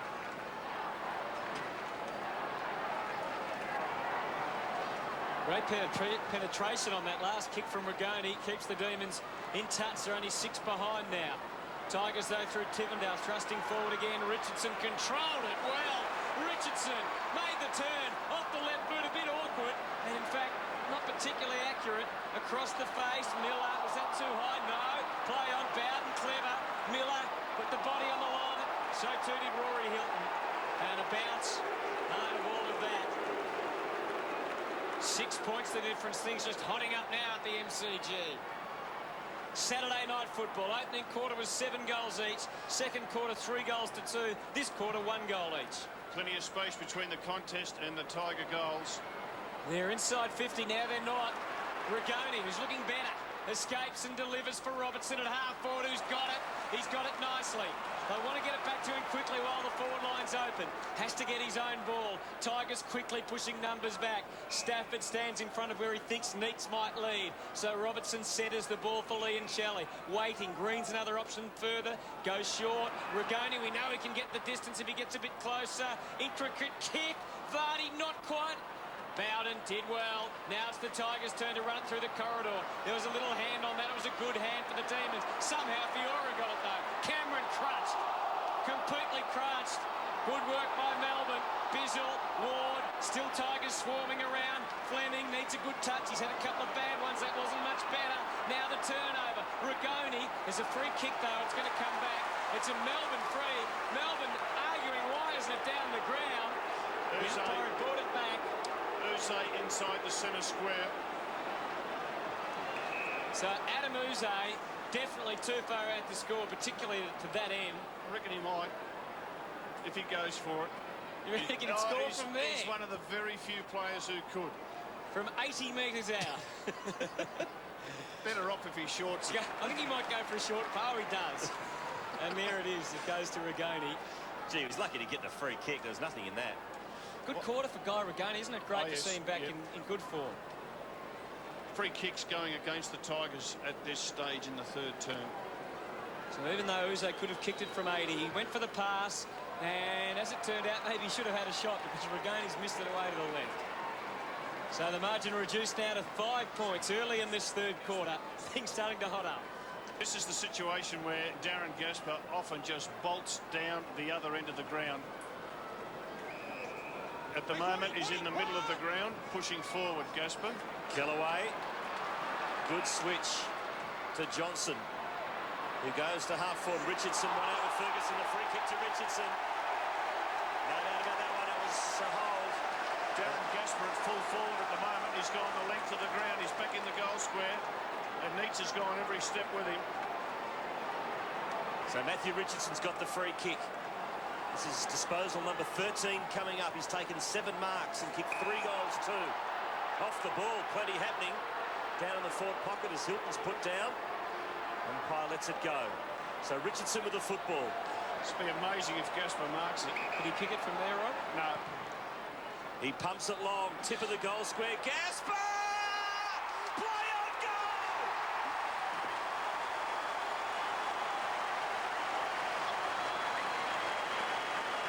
Robert Wells, you are a genius. Well, it's been... Who says you're washed up? Get back to the coaching caper. It's been on for about 3 minutes. And Darren Gasper would be absolutely delighted that that has come off, because he would have done it 4 or 5 times in this game, just gone from full back to full forward to drag Neitz away. And to get a bonus goal like that is a beauty for the Tigers. Darren Gasper with the 17th goal of his AFL career, as tipped by Robert Walls. And the margin back to 11. Can the Demons respond? Out of the middle, Ian Shelley jumps. We're going to get a bounce. 12 and a half minutes gone in this third quarter. Danny Frawley. His Tigers doing well this year. 5 wins, 2 losses. And they're showing again tonight. The form has been no fluke. Against the Melbourne side that lost Cameron Bruce tonight to injury. already without their number one ruckman, Jeff White. They lost a couple, Johnston and Brown, through the week. We know the Tigers are very undermanned as well. Ward, Cameron on top. No, he didn't. Mine. And Leon Cameron pleading for a free kick. Thanks, Wardy. Andrew Cracker in picture. He's outside the forward 50. I think that's good because once the ball goes in the forward 50, he's running onto it. He's only had the one kick for the game, 6 handballs. Crucial stage of this match. Tigers have kicked 2 goals to 1 in the quarter. Demons need to respond. Heffernan guides it towards goal. Will it go the journey? It does. Great response. Chris Heffernan. It's an enjoyable match, isn't it? Free-flowing, and the goals are coming again. And the ball belted forward. I think it's Wheatley there, gets the quick left-handed handball across to Heffernan. Heffernan has not had a great night playing on the wing. That's just his 5th disposal. He has been in pretty good form for the Demons over the last month.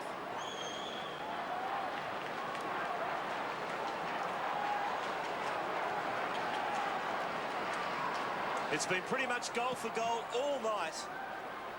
It's the Tigers in front by 5 points. There's Heffernan. No chance. Locks up Tivendale.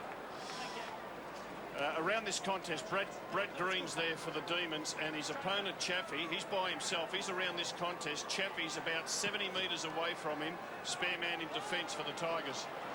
Jolly smashes it forward. Leoncelli tried to give the ball to McDonald, but without success. Now Coughlin, as the turnover comes in the direction of Kellaway. Got plenty of room to move. Kellaway has a steadying bounce, drills it long. Getting back as Bizzle, couldn't mark Hilton. Good desperate tackle from Bizzle. Ward, they throw it out. It's got to be a free kick. It's a throw, the umpire's saying it's a throw. Over here. No way, Wardy. It's a definite throw, mate. Mark's here. It's a throw, a scoop if you like, but it's against the rules. Well, there wasn't a throw, it was intentional anyway. Well, it makes a difference in where he has the shot from, doesn't it, Dave? Yeah, true. Right, please. Thank you. So That's your line, Kane Mark's Johnson has got the football in the forward pocket. Andrew, no closer. Daniel, right there. He's kicked one. He's 15 metres out. And he's missed to the right, so 1 goal, 1 has been Kane Johnson's return tonight. That was his 14th disposal, and it's a 1 straight kick in it. 77 plays 71. Going 14 minutes in this 3rd term. There's the actual game clock. 10.5 left in this 3rd term. Precise kick in. Heffernan just starting to find it a bit for the Demons. Rigoni's had a terrific 3rd quarter, linking up with Ward. Here's the Demons' path to goal. Straight down to the captain. And David needs marks within range. Now he is within range. He is within range. He was the only Melbourne player inside the forward 50. He was back near the goal square. I was having a look at him because he's only had the 4 disposals for the game, just taken 3 marks now. Gasper's had the better of him, but he had the entire 50-metre area, and then the Melbourne dash from half-back and the long kick by Ward set him up. So, David, now just a bit of hesitation in that step, and the kick, well, the kick was close. It is close, and it's home. It's a goal. Scores a level. As the goal feast continues, David Neitz comes up with goal number 3, and it was the way the Demons got it to him, which would be most pleasing. Well, we can see him on the lead there. It is a long lead to a long kick, and not a lot that Darren Gasper could do, and a thumping kick of the footy.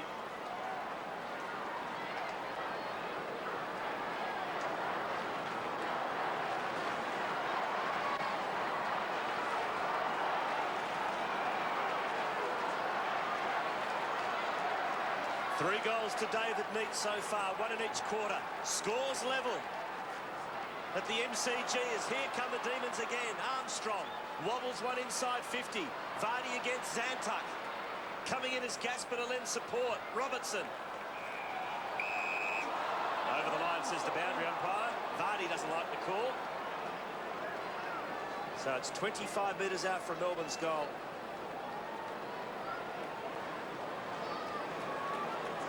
Chance for them to pinch the lead here.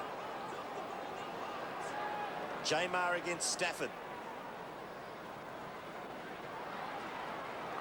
Leoncelli tackled by Coughlin. Ball up. Thank you. Umpires quick to get it and then quick to bounce it. Give us through in the bounce. They've been instructed to do that.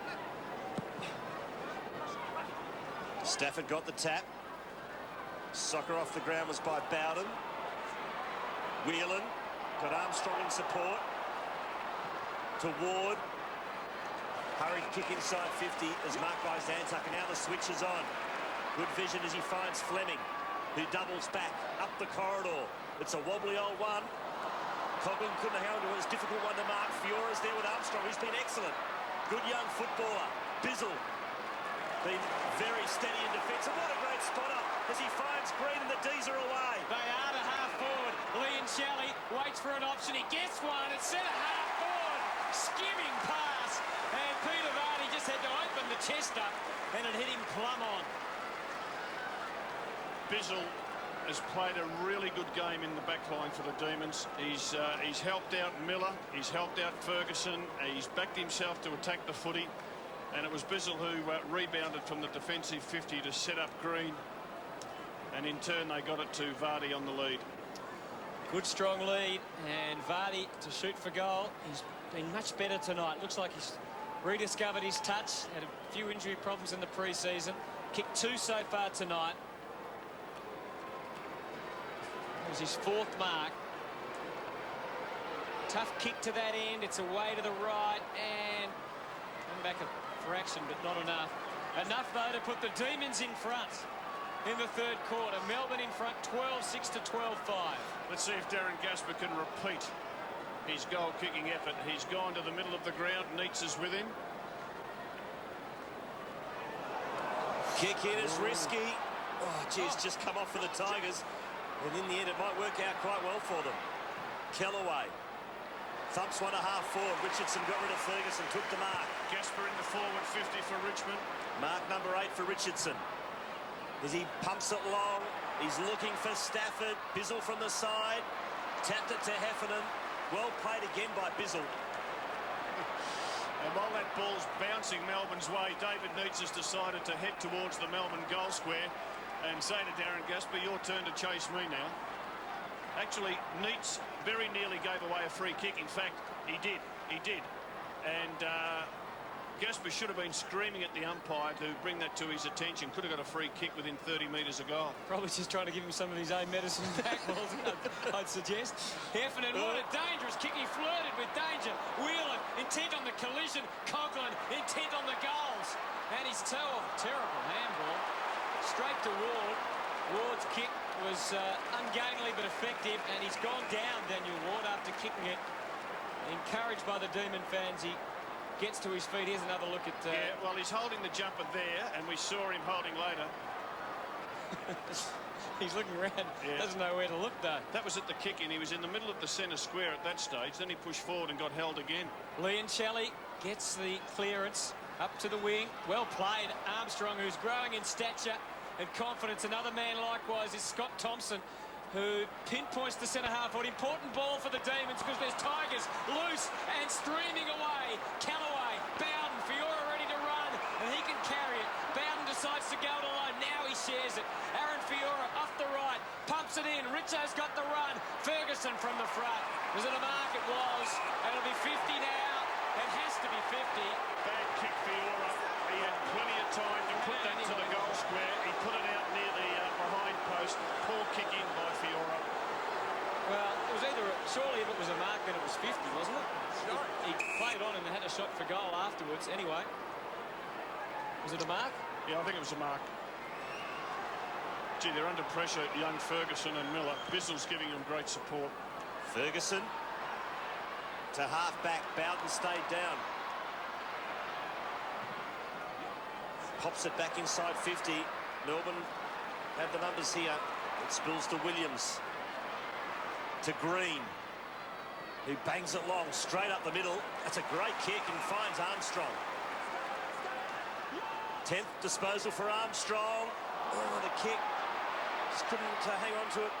Wheatley attacking it as Rogers. There's Kellaway, free kick too high. Courageous play by the Tigers was there. Just let him up quickly. Pete, Wheatley Pete, should have marked that ball. He didn't, and then just let him go, pressured Peter, come on. by the Thank Richmond defence.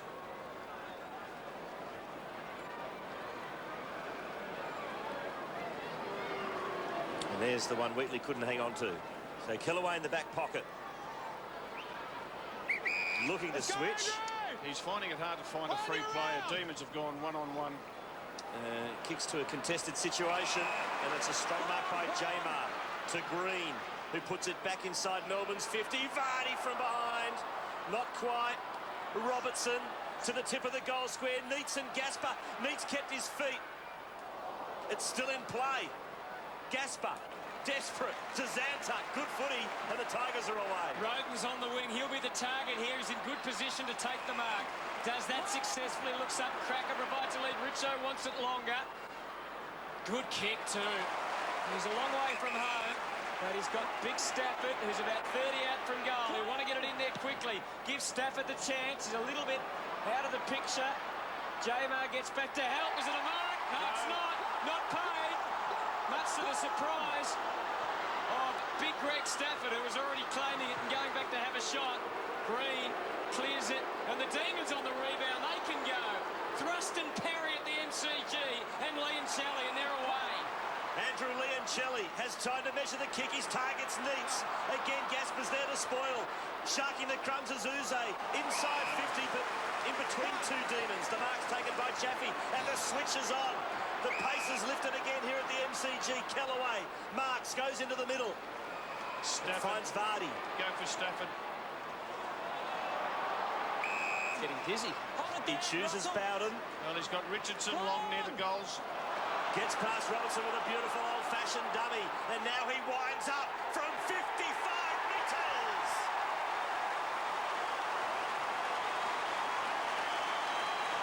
What a great goal from Joel Bowden. He loves selling that dummy and having a shot, doesn't he? Well, he did it well. He's a beautiful long left foot kick, sells the dummy, and then carries that football, has a bounce, carries it about 15, 16 metres, outside 50 when he kicks that.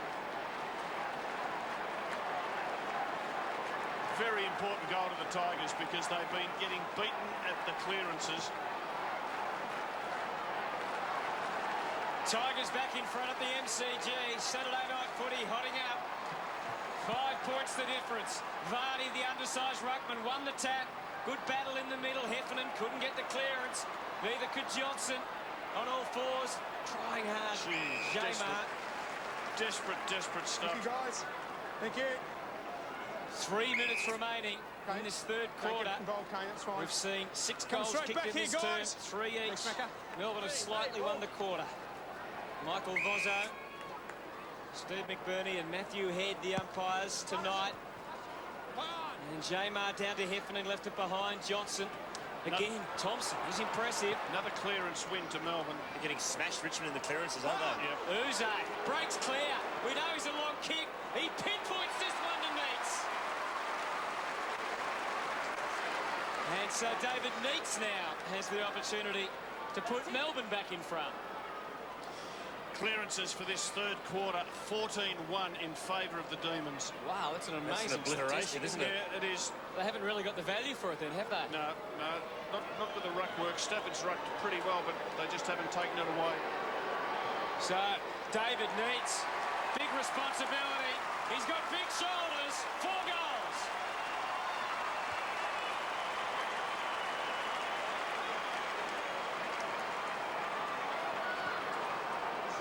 Here's another look at this takeaway.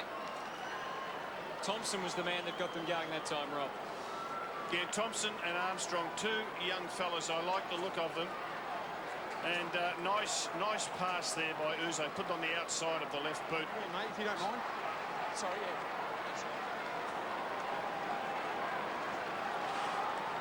Stafford down in the forward pocket for the Tigers. Royce Vardy doing the ruck work.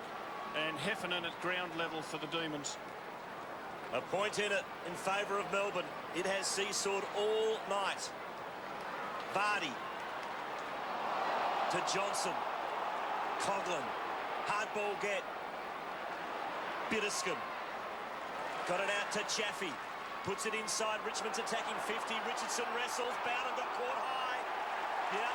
Advantage paid. Roden open goal. It was a definite free kick to Bowden, and the umpire spotted it well, and Roden got the crumbs. Umpire paid advantage, and it's Richmond back in front.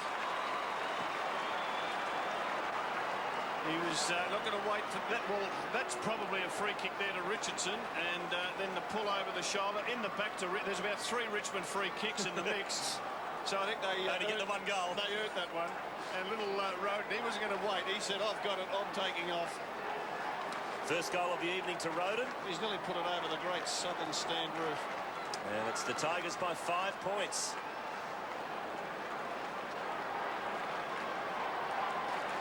It's amazing, isn't it? The last 9 clearances for the Demons. This next one, very important as we get late in this third term. Richmond back in front. They've kicked 4-1. And Melbourne have kicked 4-3 in this third quarter. Jamar puts it straight down the throat of Thompson that time. Good scrap at centre half forward. No mark. Uze, none of it, you'd call it a handball, but they got it away. Thompson, can he score a goal from there? Big blast away, but he was well offline. Out on the full. Thompson and Armstrong have been impressive, haven't they? Yeah, the 2 youngsters. They were both very good last week in their win over Port Adelaide. And good to see them be giving a lot of responsibility again tonight as Zantac guides it up to Stafford. Good spoil for Jamar. He's another one who's looked impressive. Well, they have to. Like, Travis Johnson's not playing. Nathan Brown's not playing. And Bruce going down. Cameron Bruce. So 3 of their running type midfield players aren't there. So through necessity, Neil Danaher's had to play them, and they've been very good. Coughlin getting tagged by Godfrey at the moment, but Coughlin certainly lifted his work rate. You can see him there getting the hard ball. Gee, I like him. That passage of play before that eventually led to the Roden goal. It was him that went in all the congestion and won that hard ball that really got them going. There's a lot to like about him. He just is prepared to take the whacks that come his way. He doesn't care what's about him. He's got eyes only for the footy. Jamar got the tap down. There he is. Speak of the devil. Johnson, his partner in crime, is in trouble. And possibly could have been free kick, but Steve McBurney. Good tackle. Hey, away. He's got the ball. You go away. Handing out the orders. I'm looking for a free, all right? Just play it. Play. Punch isn't free.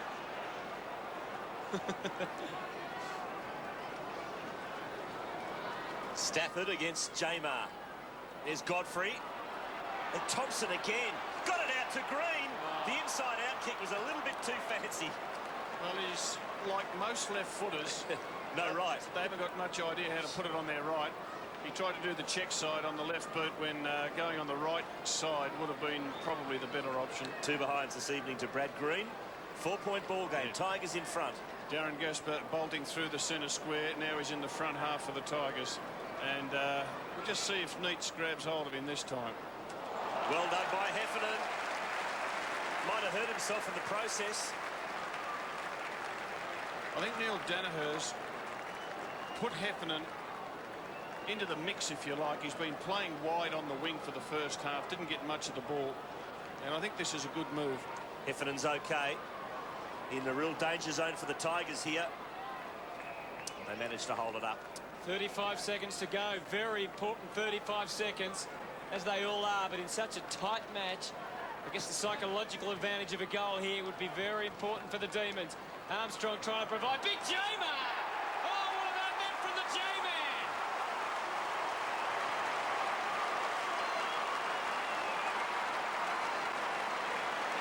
He's put it through, and he's put the Demons in front. He kicked a goal with his first kick last week. I think it was his second game last week.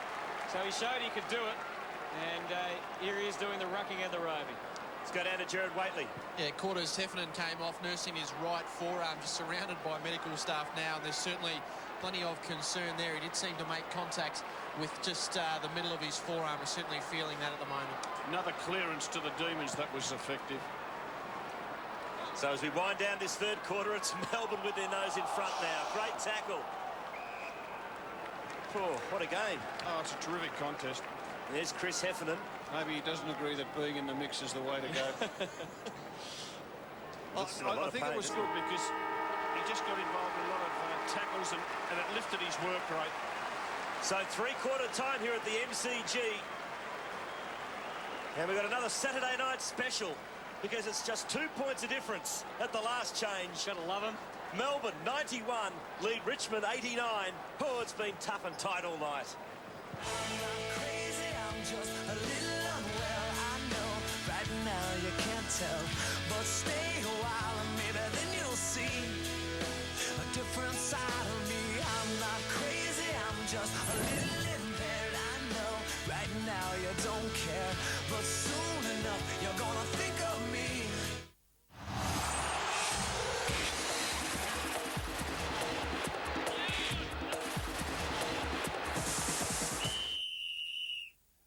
On Fox Footy Extra, Fremantle versus St Kilda.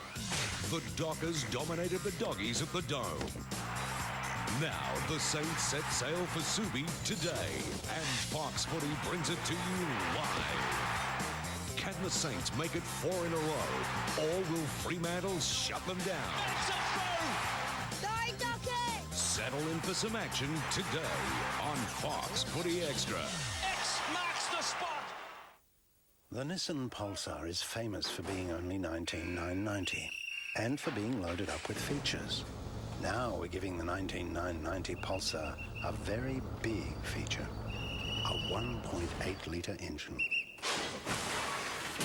The 1.8-litre, not 1.6, 1.8-litre Pulsar, now only $19,990 with air. Big engine, little price. One-word response to each of the 4 coaches you've had at Moorabbin. Stan Alves. Influence. Tim Watson. Junior idol. Malcolm Blythe. Gone. Grant Thomas. Positive. Aussie Jones, thank you. White Line Fever, live weeknights on Fox Footy Channel. As they all are, but in such a tight match, I guess the psychological advantage of a goal here would be very important for the Demons. Armstrong trying to provide. Big J-Man! Oh, what about that from the J-Man? Yes, indeed, the 19-year-old J-Man, the Man Mountain, the man we're told eats like there's no tomorrow, has put the Demons in front, 14-7-91 to 14-5-89. It's been a great contest. Neitz has got 4, Vardy 2 of the multiples for Melbourne, Richardson 3, Stafford 2 for the Tigers, and there's really just been a kick in it all night, Robert Walls and Anthony Hudson. How do you see it? Melbourne's, by the way, Melbourne's last quarters this year have been shocking. That is one thing Richmond will be using as a positive. Oh, absolutely, and that doesn't give you a lot of confidence with the Demons, but they've been able to hang in there for the 3 quarters. Oh, this will go down to the wire. Yeah, have a look at the fresh legs there. Godfrey's certainly got plenty of run left in him. Jamar sharing the ruck work. Wheatley's one who I think they will need to give them certainly some run and dash in this final quarter. And have a look at the fresh legs for the Tigers. Pettifer only been on sparingly, as has King. Fleming hasn't spent much time on the ground at all. So both teams have got fresh legs, but Cameron Bruce, of course, injured and won't play in this last quarter. Speaking of injuries, Jared Waitley. Yeah, Chris Heffernan is actually a right shoulder quarters. A lot of work being done here. He's in a lot of pain.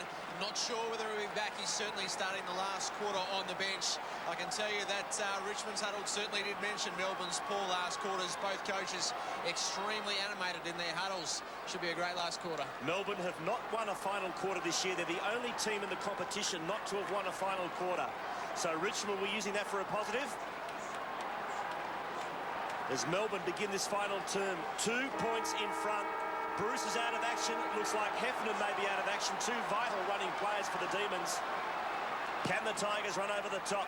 We'll find out in the last 20 minutes of this contest at the MCG. Round 8. He's going in hard is Godfrey. Spills to Thompson. He's run down. Coghlan almost threw it out to Tippendale. Spills to Kellaway. Wobbles one to half forward. Ward will get there first. Hasn't got much support. He's run down. Handball goes straight to Fiora. The kick's poor. That's Melbourne off the hook as Williams squeezes the pass and it just comes off to Rigoni. And isn't this a great story for Melbourne fans? 15th possession coming up for Guy Rigoni. He missed all of 2002. He was delisted and redrafted. Many thought he wouldn't get back on, but he's done well. And back in the team tonight for his 3rd game for the season. Thompson, here's the future of Melbourne. On the bounce, Russell Robertson very much the present. And the captain Neitz is down again. He just got... A teammate got in his road down there. It was Vardy. Neitz was, had the full steam ahead. And he just couldn't quite get to the contest. Plenty of space between the contest and Melbourne goal. That's where it's headed. Gaspar hasn't given much tonight, but he has conceded 4 goals. He's kicked one himself, and now he's got them running again. They can share it out of defence. Coughlin and Johnson so often so close to each other. That wasn't Kane Johnson's best kick. Whelan an initial fumble. Green, he shows he has got a right foot. Up towards full forward. Big leap from the back from Uze. Created the path. Lord Tivendale, not sure about that handball. Vardy again creative. Little kick. Who was designed in the end for Liam Shelley. Green off the left, swings it back. Good looking kick, but well judged. And it's Newman who takes the mark. Gee, the man in the middle, he just had to hold that and he did it well. No one to go to though. Chaffee, Stafford, runs hard, takes a good mark. Gee, he's been good tonight. To Zantuck, with the blonde tips tonight. To half forward, Richardson, outmarks Ferguson, and he's off and running. Richardson runs to 49. He sprays it across the face. Bizzle can't mark, throw in. So it's still the D's by 2 points. That was the margin at three-quarter time. Matthew Richardson tonight, 16 disposals, 10 marks, 3 goals, 2. Throw in the forward pocket. One of the great mysteries was why Matthew Richardson was off for half of the first quarter. And he's been on all night. He's delivering a goal, surely for Cracker. Oh no, he missed. One step too many. I think you're right, Anthony. He didn't have to take the extra steps, like he's got the bounce there. He's got plenty of time. You've got to give Williams full credit for the chase. Oh, Thompson, he almost got run down. Blasts away for the middle. Free kick. Advantage could be paid here for Melbourne. No, it won't. It's the second time. Yes. Whelan was strolling away. The umpire blown the whistle. Fair enough. So Rigoni kicks to half forward and Green on the end of it. Getting away from Fiora on the lead. Brad Green, too far out to score, just pops it up, looking for probably Neitz or Roberts. Oh! What a beauty! That is a fantastic mark! Well, we've come to expect it each week when we see the Demons play. He is a brilliant mark, this fella. He's the sort of player that the crowds love. Andrew Callaway in front, and in the end was just a sitting duck. He didn't quite know where Robertson was, and then he leapt early. Got that bit of a ride on the shoulder of Andrew Callaway and able to take it on his chest in the end. Well, that is an absolute classic Aussie rules screamer. Can he finish it off? Russell Robertson's kick too, directly in front. 25 out and he splits the middle.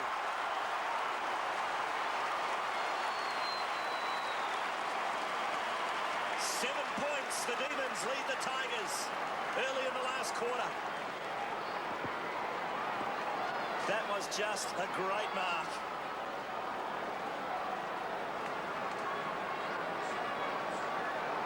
Getting the plaudits from Adam Uze, and more importantly, he went back and he put it right through the middle.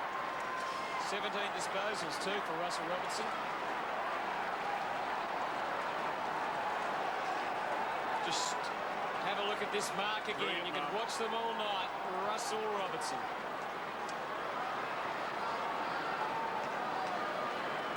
Interesting, the positioning of Stafford at the centre bounce. He's come right around to the side. And over the line, but still beaten in the ruck by Jolly. Fiora into the middle. Inside 50. Whelan stayed down. Richardson, Oh, big Ferguson. fight off the ball too. Hut between Pettifer and Ward. It's back in the centre. Sorry, there was a big one-on-one off the ball. It's still on. Thanks. And it's just simmering. They Emergency shaped up. umpire out there. They shaped up. Well, lots of players around the ball. No one to the right of this contest, though. So if it goes into the space, which it won't now, Richo's given away another free kick. Throw the ball up. And that's about the 4th free kick for the night that he's given away in the ruck contest. They break and branching out the Demons. Bizzle, he can pop it over the top with a short kick. He wants to get it back to the other side, not even looking to his left, where he had some options. He's still got one. Oh, he really wasn't looking at the kick. He got Liam Shelley in the end, but He's got nothing on immediately, so has to go long and hope for a one-on-one. He's got the man with the right, but it's out of bounds, and Robertson will be really disappointed here. Completed the mark over the line. Throw in. Here's the fight. You're getting soft, Steve. Yeah, it wasn't much, was it? No. I didn't say they threw it. You get excited about anything these days. Well thrown in at half forward. Godfrey, Bowden. Just bang it onto the boot, haphazard with the delivery. And Miller, Frosty Miller takes the mark across half-back. Links it up with Bizzle, into the middle of the ground. Crunching was Uze. Green, in towards full forward. Neitz comes at it, Gasper. Well tackled Vardy. He worked him over. Chaffee. This will be a good one. He lets him go, and Chaffee took it over the line. Well played, Mark Chaffee. 7 points the margin, though. The Tigers have got to get a move on.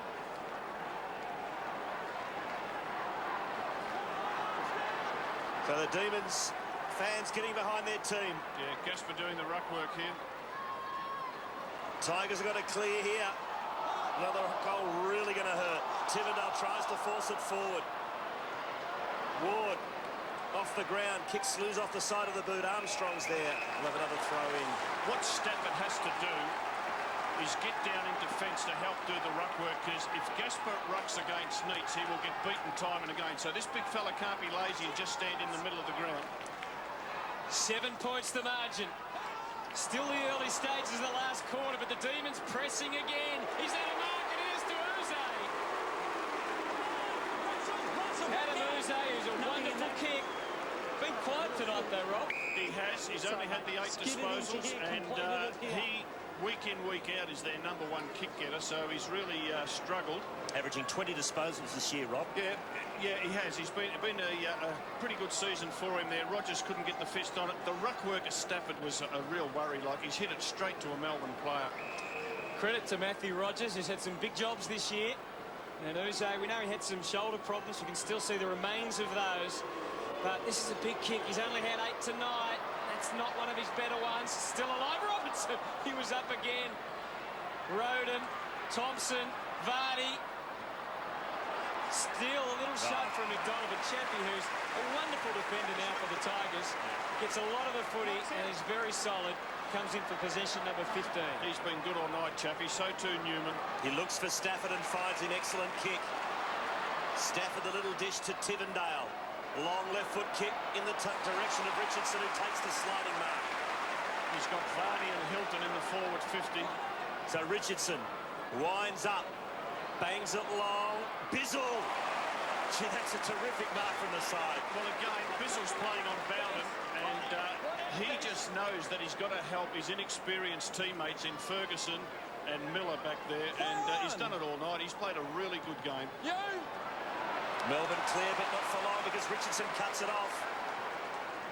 Squares it up to Stafford. He's got Chaffee out wide. It kicks though in the direction of Bowden, who takes an excellent mark. And Joel Bowden is within range. He'll be kicking from about 48 metres out. The angle's nothing to worry about. Should kick it. So Joel Bowden. The Tigers trail by just 7 points.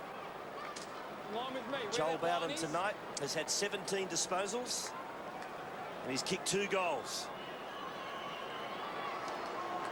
That's the shot facing him from 49 metres, and it just slides away for a behind. So a straight kick in it. 97 plays 91. And we've been going 10.5 minutes in this final turn. Clint Bizzle, the hesitation, just adds to the pressure, doesn't it, on the full-back when they try the second time. Richmond have set up a zone defence. They haven't gone one-on-ones. They've filled the spaces. You can see the arms up, just filling space. So he has to go long to a one-on-one. Ferguson and Jolly, the joint targets. Jolly did everything but take the mark. His handball wasn't perfect, but it was good enough. Ward puts the foot down. He's been terrific tonight. Delivery for centre-half forward. Chaffee attacked it, left it behind. In fact, it was Zantac that left it behind.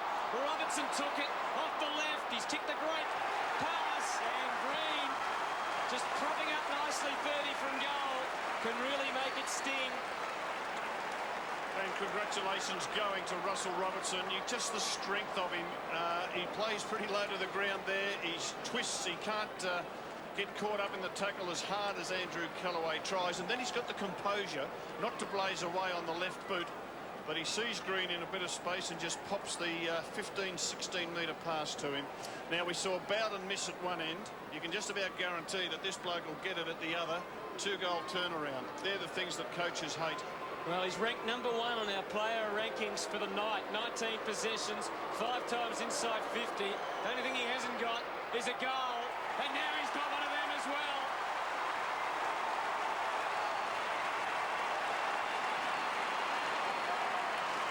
Well, Brad Green kicks his first goal. And he, in fact, isn't ranked #1 in the game. It's Russell Robertson that's ranked #1 in the game. But Brad Green has had 20 possessions, and he's right up there as well. Good play by Vardy. Got that ball at ground level on his hands and knees and fired that quick handball out to Russell Robertson.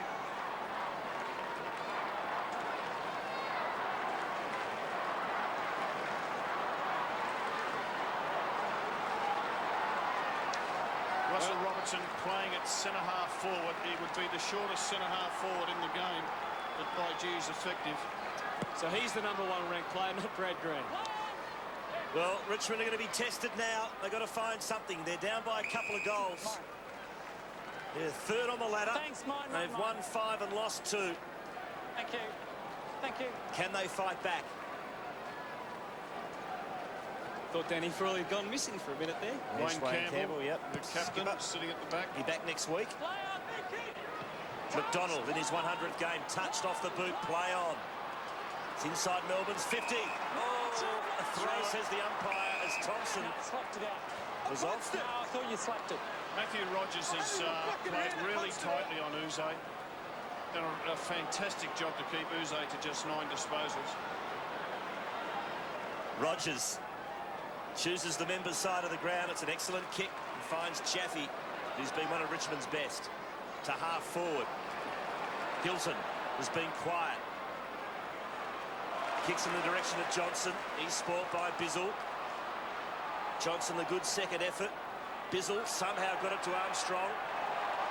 And it's a free kick going, I think, to Armstrong for a hold. So the teenager, a man who suffered injuries in the Bali bomb blast. Just a lot of courage, has got the free kick. He's going to go long to Jolly. Jolly's got to give a strong contest on Stafford. Oh, that's a big fly on the wing, and that's a great mark by Coghlan. Well, there's a man who just wants the foot. He doesn't care who's around. He wants it. So nearing the halfway mark of this final turn, the Demons lead the Tigers by 2 straight kicks. Chaffee has the football.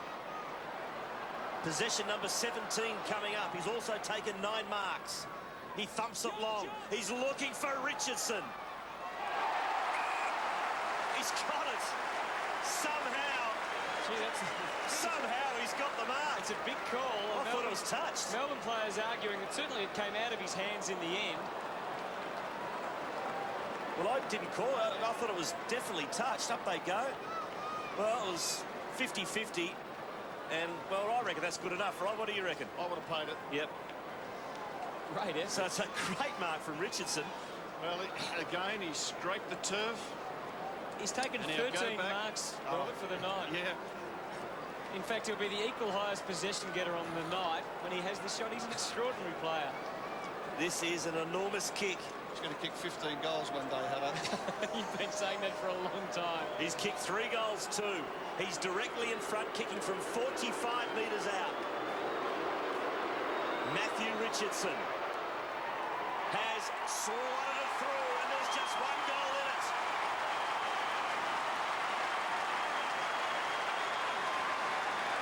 Great mark, great finish from Matthew Richardson. He's got 4. And the Demons lead by just 6 points. It'll probably be 15 goals 8 if he does do it, Rob. And he'll take 30 marks in the process. Good effort there. He's up against 3, and his body spilled forward. He took them. I think the umpire was quite entitled to play that.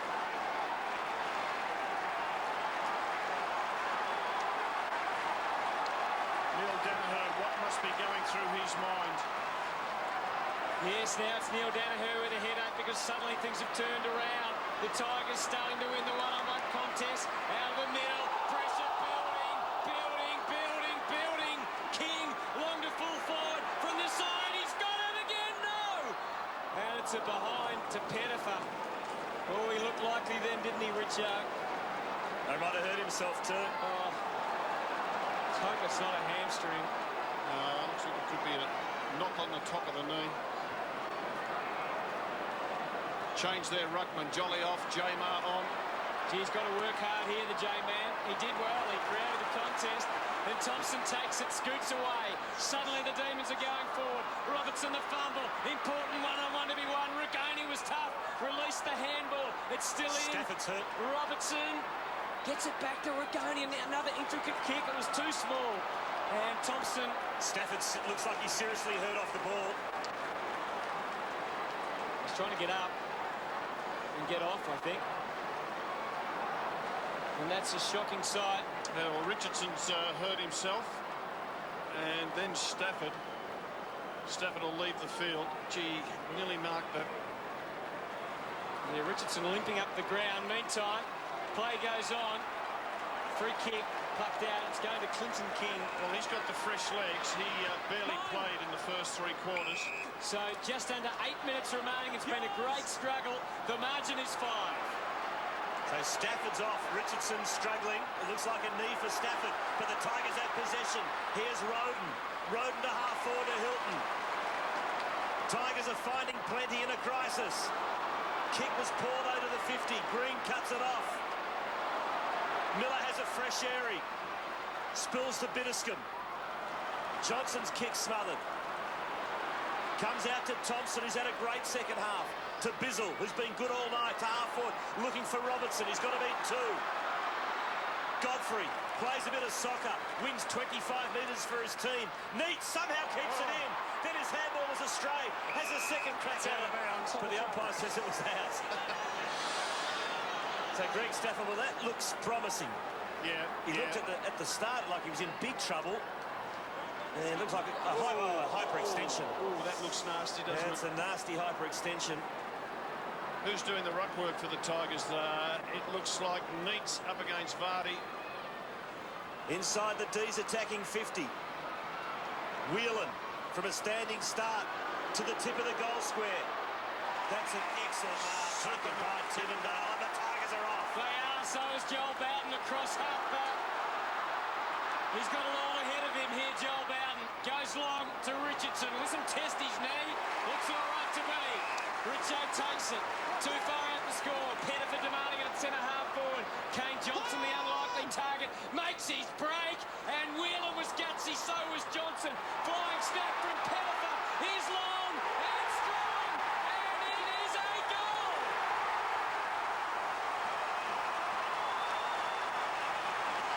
What a great kick from Kane Pettifer. And the Tigers are back in front. It was good play by Richardson. He couldn't kick it long to the goal square because J-Mar was back there by himself. We'll see J-Mar come into the picture here. J-Mar reckons he got a touch on this. I don't think he did.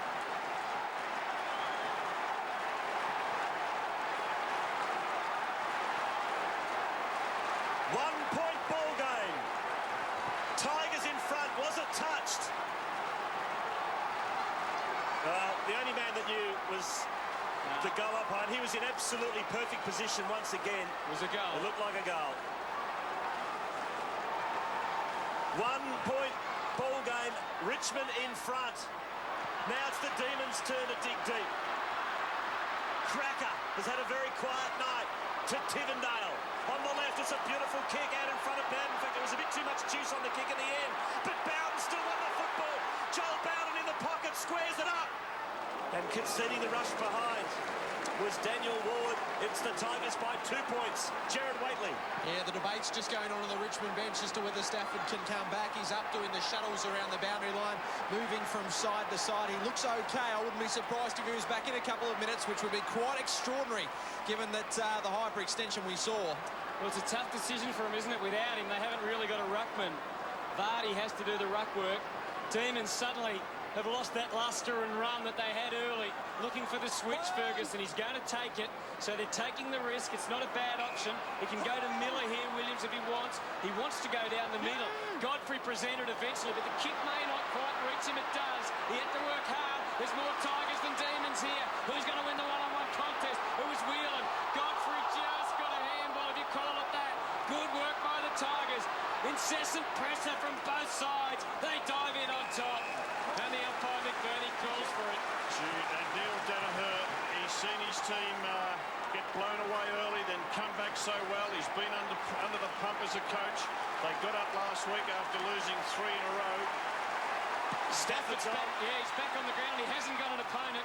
He will have inside 50. It'll be a mismatch if they can get it to him.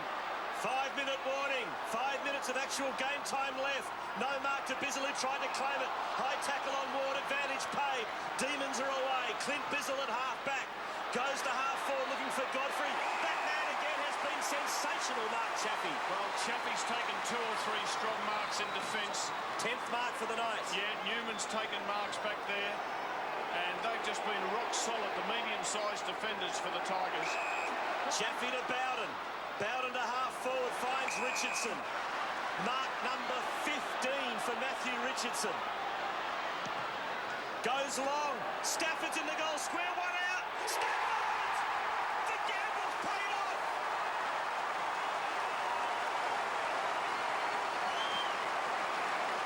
They roll the dice. The Tigers coaching staff, and it's going to pay handsome dividends if he can convert. It's a good kick by Richardson. It's a long, flat kick.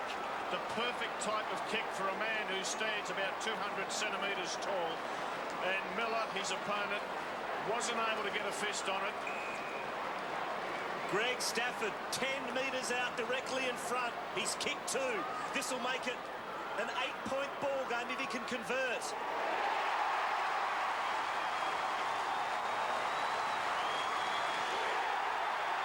Tigers by 8. It just squeezed in. Stafford's got 3. Richmond 111. Melbourne 103. Robert, talk us through this. Well, he's on the inexperienced Miller and Ferguson, inexperienced tall defenders. And good coaching by Danny Frawley to get Stafford down there. Just the tall option. Expose the young Demon defenders who, between them, have only played 10 or a dozen games. Let Vardy continue to do the ruck work. Kick the ball long into this big fella when you get the opportunity. This reoccurring nightmare for Neil Danaher about last quarters. It's happening again. The height with the Demons out of the middle. The ball with them as well. Rigoni getting them up to 50. Robertson and Uze and Vardy all swarming around, looking for their chance. But the Tigers' defence standing up wonderfully. They're going to be tested again. Armstrong as they share it around Williams. Inside 50, Robertson goes. Made the contest. And the ball went over and out. 24 minutes gone in the last quarter. Richmond hanging on by 8. And the Richmond fans are loving it. They've won 5 of their last 6 games, lost the opening game of the season, and since then they've been on a roll. Well, they're on target to do it again. Jamar, it got through to Tivendale. Plenty going on off the ball, but he delivers to the wings. That a free against Richard Walls. He's done it all tonight, Richard. 22 disposals, 15 marks, and he's now given away 5 free kicks. He's also kicked 4 goals too, and set a few up as well. Ferguson, he blasts away, hoping for Needs, but the extra man was Callaway. Gutsy. Who got a bit to go on with too from David Needs. Some of the marking in the last line of defence by the Richmond players has just been sensational in this quarter. Bit of frustration there from Needs. Short pass to Newman. Thanks right there, thank you. This is where they've done this well all night. From one back pocket to the other, they just get the switch of play. Back to Andrew Kellaway. On defensive 50. Kicks good to Hilton.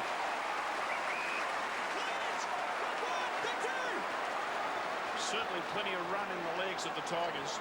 Well, they need 2 goals to win at Melbourne. They led by 2 points at the final break. It's a long time to go to be trying to short pass, Robert. Yeah, I would have rather he kicked it long down the line.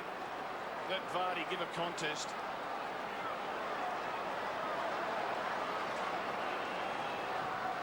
Newman to the wing, looking for Richardson. Free kick. Just put his body in front, then backed a little bit. He's so much bigger than his opponent, Ferguson. What a start. Just did it well. Just did it really well. 23 disposals, 15 marks, 4 goals, 2. Quickly, hurry it up. As he gets the hurry up from the umpire. A long kick will reach Stafford. Stafford's just on the 50-metre line. That's where he's headed. Playing the percentages, Richardson. They can afford to do that. They lead by 8. Stafford worked his way. And found the footy. It's a tough ask from here. But Greg Stafford has done the extraordinary so far tonight. And young Miller, he will learn a lot from tonight's game. He really, in this position here, well, he probably should have just sat back behind Stafford and then just slipped from behind and fisted the footy. Greg Stafford taking all the time that he's been offered, and then some. He goes for the pass in the end, I guess, trying to milk the clock a little more, the Tigers. Hilton, will he try and lay it off, or will he have a shot? Richardson behind, demanding. Richardson is 30 metres behind. Hilton not sure whether to go back to him. He does now. So the Tigers clearly trying to work the clock down. 27.5 minutes gone. Neil Danaher needs some hydration desperately. He needs a goal, more importantly. He might as well kick it long to Stafford again. Well, he might. He goes in that direction. Stafford's working for it, working almost. King spoiled it. He has a shot across the face, and that's a good result for Melbourne. At least it gives them the footy. They get the footy, don't they? And Bissell, not much point putting it into the pocket. I think he's got to try to find... Well, see, the ruckman's coming off. Jamar's coming off, so he hasn't got a ruckman to kick it to. Now Jolly's come back on, but he's been forced to kick the footy, and that doesn't help the Demons. Short to Miller in the back pocket. He's just got to get it moving. 28 minutes have ticked over.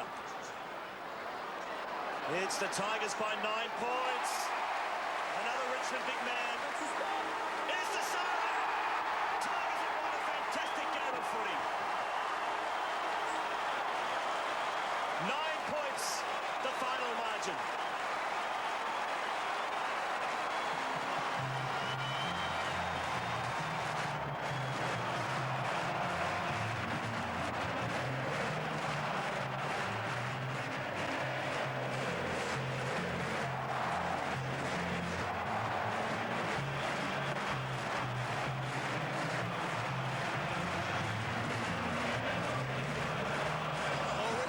Fantastic win. Yeah, it was. We stuck to it, and sorry about that. In the end, we got there. They came out like a caged tiger. A few weeks on the sidelines, you were keen to get back into it. Yeah, I'm sick of watching games of footy, so just keen to play my role tonight, and lucky enough, a few things went my way. It's been full of setbacks this season so far. This might be the sort of game to turn it around for you. Yeah, never count your chickens, so I'll tell you. But yeah, look, the guys have been great. We're sticking to our structures, doing what Danny's asking. We're getting wins at the moment. Just got to keep it up. Came off in the first quarter. We all wondered, was that pre-arranged? Yeah, I was meant to come off about that stage of every quarter, but the game wasn't a game that you could probably do that. So, yeah, I needed to have a rest at some stage. Yeah, get on and stay on. Well done. Thanks for that. Cheers. Matthew Richardson, 24 disposals, 16 marks, 4 goals, 2. What a superstar, Robert Wolf. Well, he is a fine footballer at his best, and we saw that tonight. He's a great athlete, covers a lot of ground, worked his way into that front position, started off the game in sensational form with those 4 marks in the first 4 minutes. Once again, we saw the Melbourne football team fail in the last quarter. They had 2 scoring shots to the Tigers' 8. Well, Richmond now have won 6 and lost 2, and they're on a real roll as we go back to Joe Waitley. Darren Gaspar, you enjoy the win or the goal more? I think I enjoy the win more. Yeah, the win.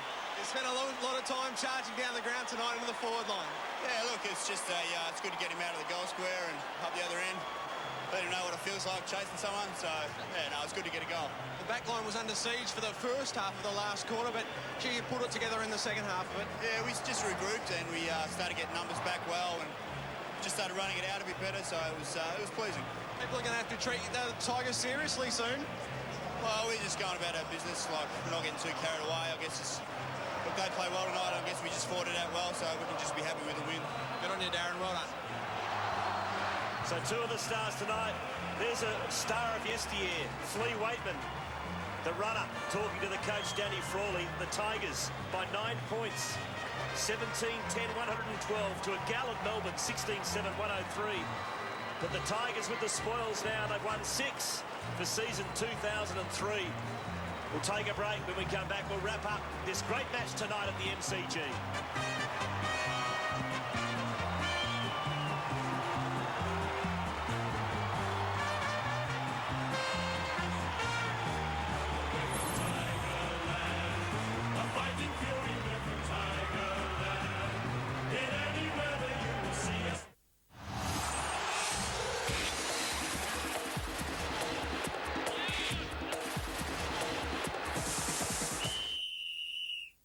Hi, I'm Shane Woden, and I learned something new this season.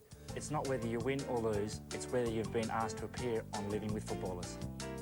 The chicks behind the big sticks. Living with Footballers, Tuesday, exclusive to Fox Footy Channel. Game on. You'll be as happy as NASA when you see what Fox Sports has lined up this winter. Look at the sweat pouring away. Watch the palms in your long johns as our commitment to international cricket continues. That is brilliant. Oh, look at that. Look at that. That's gone out the ground almost. From June 17, the English summer is live and exclusive. What a way to start with 3 one-dayers against Pakistan in the NatWest Challenge. Followed by a one-day tri-series against Zimbabwe and South Africa, the NatWest Series. Then the big one, 5 test matches against the Proteas. But how good is this? What a catch! That's a fine shot. That's a great shot. Positive from the word go. Join us on a 3-month summer odyssey. Every ball, every game, one place. Almost think this is such an easy game. Bobby, what a great competition we've got on Grumpy Old Men. We're giving away the couch.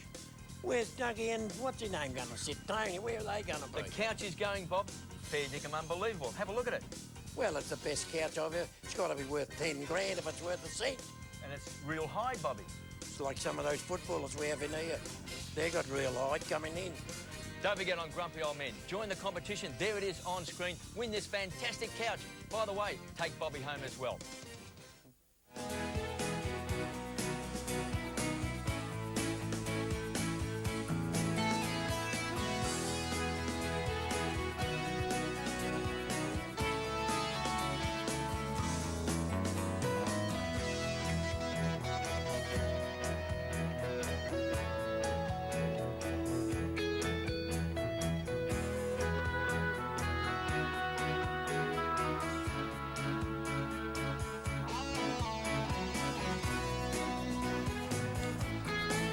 Another fantastic Saturday night game here at the MCG. It was Richmond coming from behind in the last quarter to win 17-10, 112, defeating Melbourne 16-7, 103. The final margin was 9 points. The Tigers won 3 of the 4 quarters.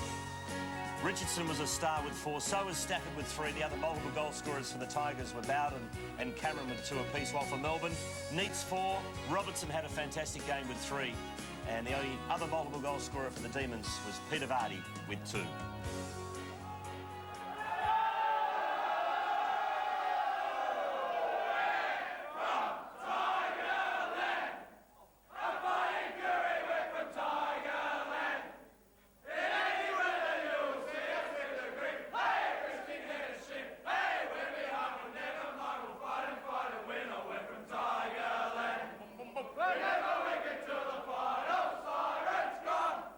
Like the Tigers of old, we're strong.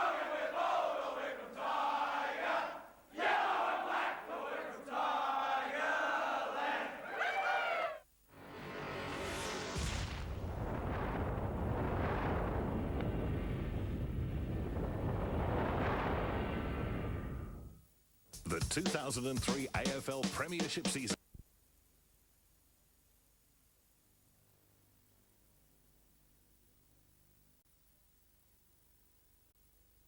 To go.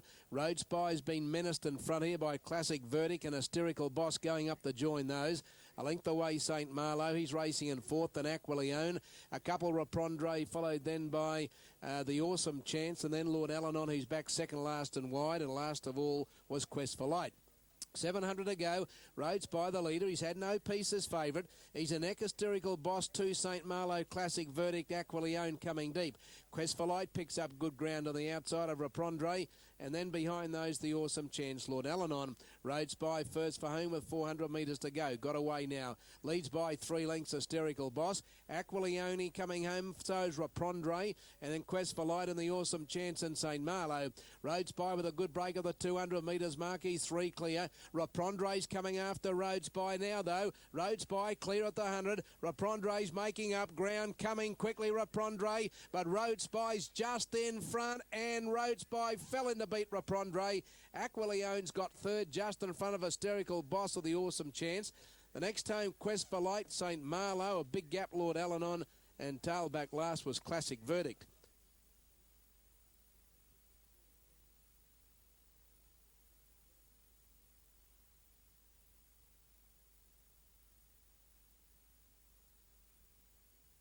And they're all in the stalls and we're set to go. Stand by for a start. They're about to break. All ready now. And they're racing. And Success on Us began pretty well, and so did Mr. K. It's going very fast in the early part, and gee, there's a few going with it, including Blue Intent. And around the first turn they go. It's Royal Dreamer bursting through to shade Mr. K, which is wide now. On the fence behind those racing third there is Blue Intent. Success on Us is going to box seat fourth. And then came Red Shank on the inside of High Spy, followed by Fun Addict, and then Tika Blue Star. A couple of Son of Clang, a big gap to Lord Maple, Baptism of Fire, Milutinsky Son, Spenbar Prince, and tailed off North Anchor. 500 to go. Royal Dreamer, Mr. K led. Success on Us coming out 3 deep. High Spy 4 deep. On the fence behind them, Blue Intent. Then Red Shank, Fun Addict, and Tika Blue Star to the outside. High Spy cut loose quickly in the straight, and with 300 to go, it's High Spy just in front now of Mr. K. Then Tika Blue Star, Success on Us can't go home, and then Fun Addict. It's Mr. K and High Spy at the 200 metres mark. They've got it between them. High Spy and Mr. K. Mr. K's coming back on the inside. Mr. K and High Spy, they hit the line, and Mr. K. Mr. K beats High Spy. 4 away third, Tika Blue Star. Milutinsky Son got home strongly to run fourth. Success on Us didn't go home in the straight. Then came behind those in the race, we got Red Shank. Then came Fun Addict, and further back on the field, Baptism of Fire, Royal Dreamer, Son of Clang, North Anchor, Lord Maple, Spenbar Prince, and last team was Blue Intent.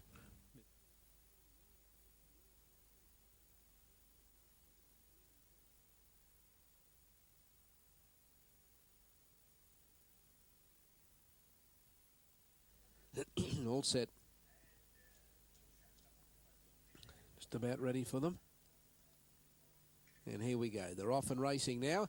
And Tycoon Jester missed the kick. He's come out about second or third last. Diocles missed it too. He's back with him. And the first to come out of the gates was Bosporus. Mr. Conley's going quickly to second. Celestial Chorus or box seat third on the inside. And Lynchy's gone up fourth, followed by Papa's Dream and Kenmont. Then came Tycoon Jester a little bit wide from Diocles and Brave Tatler. And Show Marshal last of all.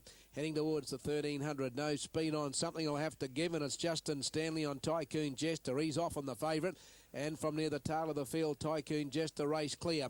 Now Bosporus inside Mr. Conley. Lynchy 3 deep outside those going forward. 2.5 Celestial Chorus getting a good run. Fifth Papa's Dreams outside it. A bit more than a length away. Then came Brave Tatler on the inside of Kenmont. And then Show Marshal, and Diocles has gone back to last. 900 metres left to go. Tycoon Jester, the leader. Stanley gives it a breather.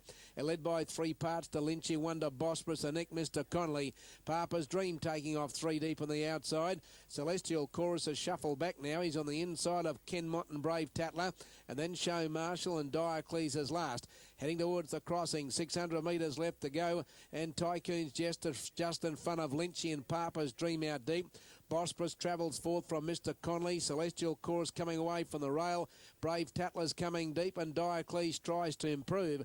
Tycoon Jester led up the 400 from Lynchy. Bosporus gets in the clear. Then Papa's Dream. Here's Brave Tatler and Diocles coming down the outside. Tycoon Jester in front at the 200. A length over Bosporus, and they're clear from Brave Tatler, Diocles, but Tycoon Jester is still the leader with 100 to go. Bosporus can't pick him up at the moment, but it's Tycoon Jester in front. Heady ride by Stanley. Tycoon Jester beats Bosporus. Celestial Chorus third in front of Brave Tatler, Diocles. Then Show Marshal, Mr. Connolly. A big gap on the field. Then we've got Kenmont, followed then by Papa's Dream, and last home in the race was Lynchy.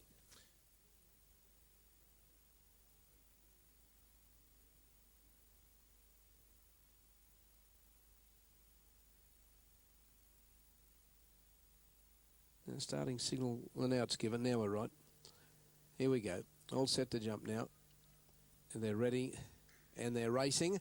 And Barrel of Fun near the inside, the first to go. There's Creations out the back. He's over on the rail, going over behind them.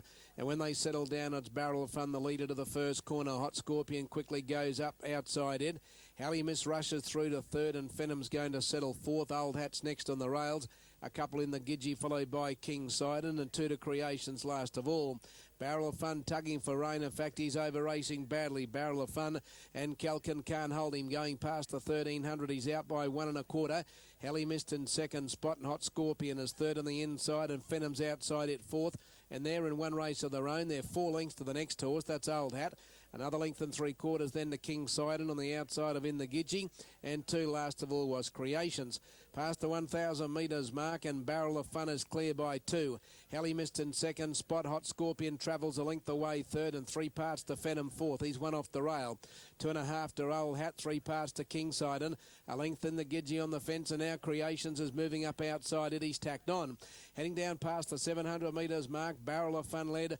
Hallie Mist at his girth on the outside. Hot Scorpion's had a good run third. The fence, Fenham keeps it company fourth the outside. 2 to Old Hat inside King Sidon from In the Gidgee on the inside of Creations. They're homeward bound, 4:50 to go. Barrel of Fun tackled by Hallie Mist, and Fenham went up to tackle the pair of them. Old Hat's on the fence, followed by Hot Scorpion, and then came King Sidon, and Creations has pulled to the outside to have the last run at them. Fenham hit the front, 300 to go. King Sidon, and now Creations is coming on the outside from In the Gidgee. Fenham and King Sidon from Creations, and In the Gidgee. He changed stride. Fenham and King Sidon grabbed him. Creations the outside. King Sidon's just in front of Fenham. Creations and King Sidon beat Fenham and Creations. The next time, Hot Scorpion within the Gidgee and Old Hat. Those three finished in line. A big gap on the field then to Hallie Mist, and tail back last was the hard puller Barrel of Fun. He changed stride, Fenham. I reckon halfway down the straight, and when he did that, King Sidon grabbed him, got the momentum up with about a head in front. I think King Sidon was always going to beat him, and Creations just couldn't get there on the outside, and in the end, King Sidon's gone to the line to win.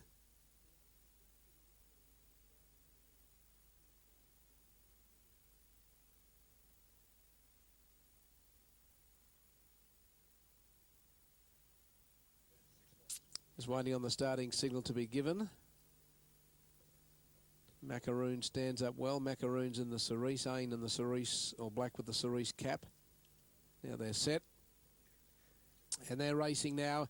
And Spicy Bell slow to move at the start. Macaroons didn't begin all that well, but he's rushing forward in a big hurry in the early part, and he'll lead them. And going up to the first corner, Macaroons run to the lead from Spicy Bell. Now Ain settles third. Brimley's outside it fourth. A couple touch of Moo Ball on the outside, followed by Glacies and On Bateau, and Spicy Bell last of all. Macaroon's the leader at the 900 metres mark, and Christian Reith put on the brakes. Led by a length to our Bellavita. 2 lengths away, Ain on the inside of Brimley. 2 lengths a touch of Moo Ball on the outside of Glacies. On Bateau second last, and a couple to Spicy Bell. 650 metres left to go, and Macaroons takes them over the crossing. Leads by a length to our Bellavita. Ains travelled in a good run, third on the fence. Brimley's outside it. Then came Glacy's touch of Moo Ball, On Bateau, and Spicy Bell. Macaroons had an easy front in front. He led coming to the 400. In fact, he kicked away. He's 3 our Bellavita. Ains on the fence, followed by Brimley, and then came Glacy's touch of Moo Ball and On Bateau. But Macaroons is going strongly at the 200 metres mark. It's 2.5 to Ain, getting in a second position and running home after the stablemate. It's Macaroon's the leader. Ains gunning it down quickly. Ains gets to Macaroon from Ombato. Ain took the lead in the octagonal filly wins. Ain beats Macaroons and Ombato.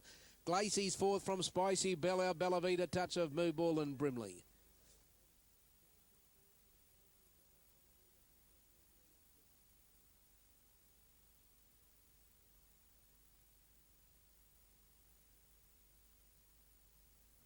Starting signal has been given. We've got Ipswich racing tomorrow. And back to Doom. Oh, no, on tomorrow. On Wednesday, Doomben Thursday, Esk on Friday. So there's plenty of races along. And here we go in the last. Often racing now. And Celtic Dane off the inside began okay. Cedar Lodge began brilliantly and Redive's going hard. And when they settle down at Cedar Lodge, about a neck in front, Redive's out set early.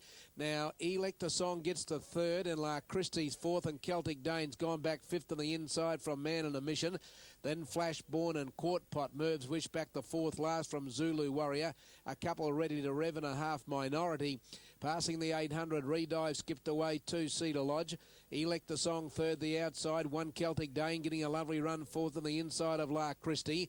Court Pot forced to race three deep. One Flashborn, a neck Man and a Mission outside him. And then came Zulu Warrior, Merv's Wish from Ready to Rev and Minority. Redive led to the bend at the 500 metres mark. Cedar Lodge coming away from the rail to challenge. Elector Song out three deep. Celtic Dane trying to get out, followed by La Christie, Court Pot, Man and a Mission, Merv's Wish. Redive tackled by Cedar Lodge. Celtic Dane has to ease into the clear now, coming after Cedar Lodge. And at the 200, Cedar Lodge the leader. Celtic Dane after him, followed by Court Pot and Merv's Wish. At Cedar Lodge the leader. Celtic Dane a half length away, going to him now. Celtic Lane's got the Cedar Lodge close to home, and Celtic Dane too good beat Cedar Lodge. Tight third, Zulu Warrior or Merv's Wish wide out. Then La Christie followed by Ready to Rev. Court Pot followed by Elector Song. The next home, Man and a Mission followed by Redive, Minority, and last home was Flashborn.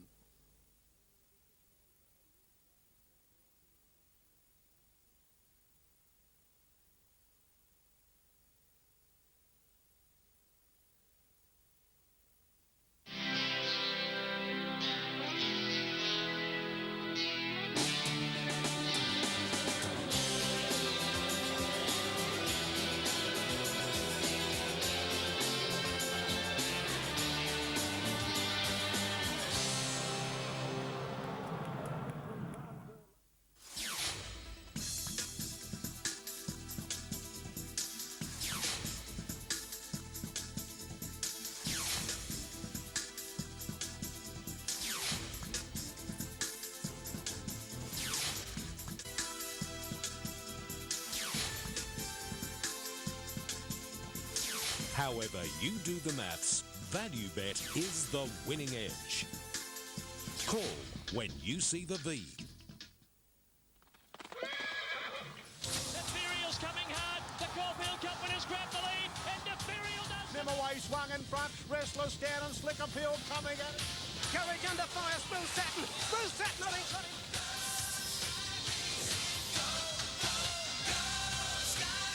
Sky Racing at home on the track.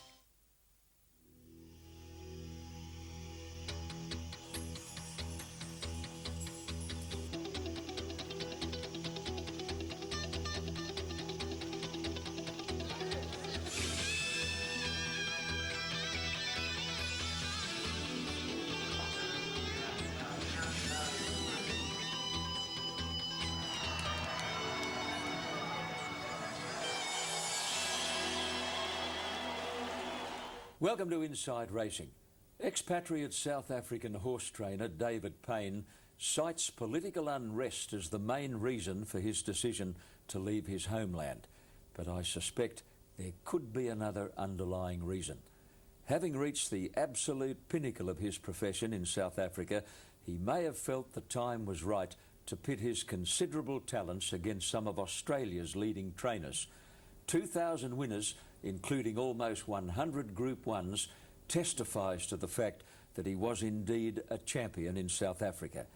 As he predicted, things have been a little slow to get going in Sydney, but all the signs are there that David Payne will make his presence felt in the highly competitive Sydney training ranks. And I'm absolutely delighted to welcome David Payne to the set of Inside Racing. Welcome, David. Thank you very much, John. Good to see you. Thank you. Settling in is a pretty painful thing. How's it going? No, it's going well now. Took a bit of time to get going, but it's starting to bear fruit now. It's a stressful wrench, to say the least. Oh, don't tell me. I doubt if I do it again. I'm surprised to learn that there isn't one scrap of racing background in your entire family. No, John. When I was a kid, I used to walk past the race course, and being small, it looked quite fun. So that's when I decided, when I was 15, to become a jockey. You just fell in love with the spectacle, the drama, and the pounding hooves, as so many of us have. Yeah, it looked very exciting, and I thought I'd try my hand at it. Got a nice little clipping here of a newspaper photograph of your family, which numbered 10. You were one of 10 kids. Yes, I'm number 3 on the list. Well, there you are in the middle, mum and dad in the background, and one of your brothers is holding what looks to be a miniature horse. Yeah, miniature pony. Your very first win as an apprentice jockey was actually only half a win. It was a dead heat. That's right. A horse called Play Play, and we've got a photo of the finish, and if you don't mind my saying, David, I think Play Play might have got home by himself. No, he definitely needed a bit of help. You agree? No, 100%. Who was the other jockey, by the way, in this finish? A jockey called Alan Taylor, senior chap, a very good rider. He became a Star Henry steward after his jockey career. You're extremely humble when you talk about your career as a jockey. Now, you've done a number of interviews here in Australia. You've touched on the fact that you were a jockey, and you were a very, very good jockey, a hell of a lot better than you've been letting on. You rode for only 8 years. You rode 300 winners, and that included 6 or 7 Group 1s. That's right. Why'd you stop? I was getting very heavy, and I always wanted to train. So, you know, once I was battling with my weight, so I decided it was enough now before my health started taking a toll. In the particular snap we've just seen, you were with another young jockey called John Gorton, and he went on to much better things. That's right. He rode for the Queen in England. He rode a Group 1 winner, a filly called Sleeping Partner in Oaks, and he's actually a trainer in Brisbane at the moment. We're just looking at photos from your album. There you are on a horse called Struck Lucky.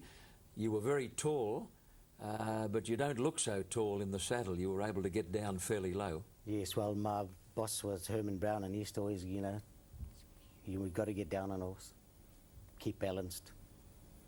Hard to believe we're looking at the mid-1960s here. That's right. Must seem like 3 days back. Yeah, it does. Time does go quickly.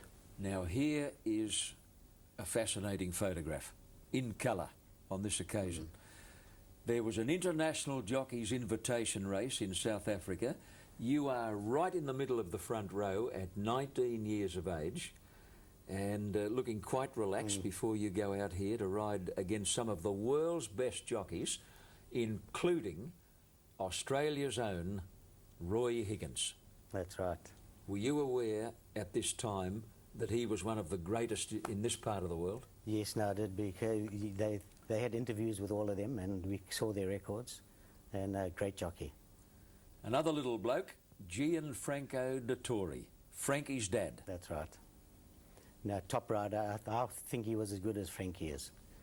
You know, I don't think he's had the opportunities that his son had. If he could have gone all over the world, he would have been a great rider. Yeah. You know, he came to Sydney, I recall, around about that same time. They had an international jockey's invitation at Rose Hill. If memory serves me rightly, he rode the winner, a horse trained by the late Theo Green by the name of Colossi Star. I can't wait to get to the record books now and check it out, but I think I'm right. Now, David, you rode some wonderful horses, but you rated the best you ever threw a leg across to be a horse called Naval Escort. Tell us about him. That's right. No, he was a great horse. He won the July Handicap with a young jockey called Alan Reid for Fred Rickaby, who I rode for after that. And they put him off for a year, the horse, to try and get a lighter weight the next year. They didn't want to get any penalties in between. And he became a bit of a savage after that.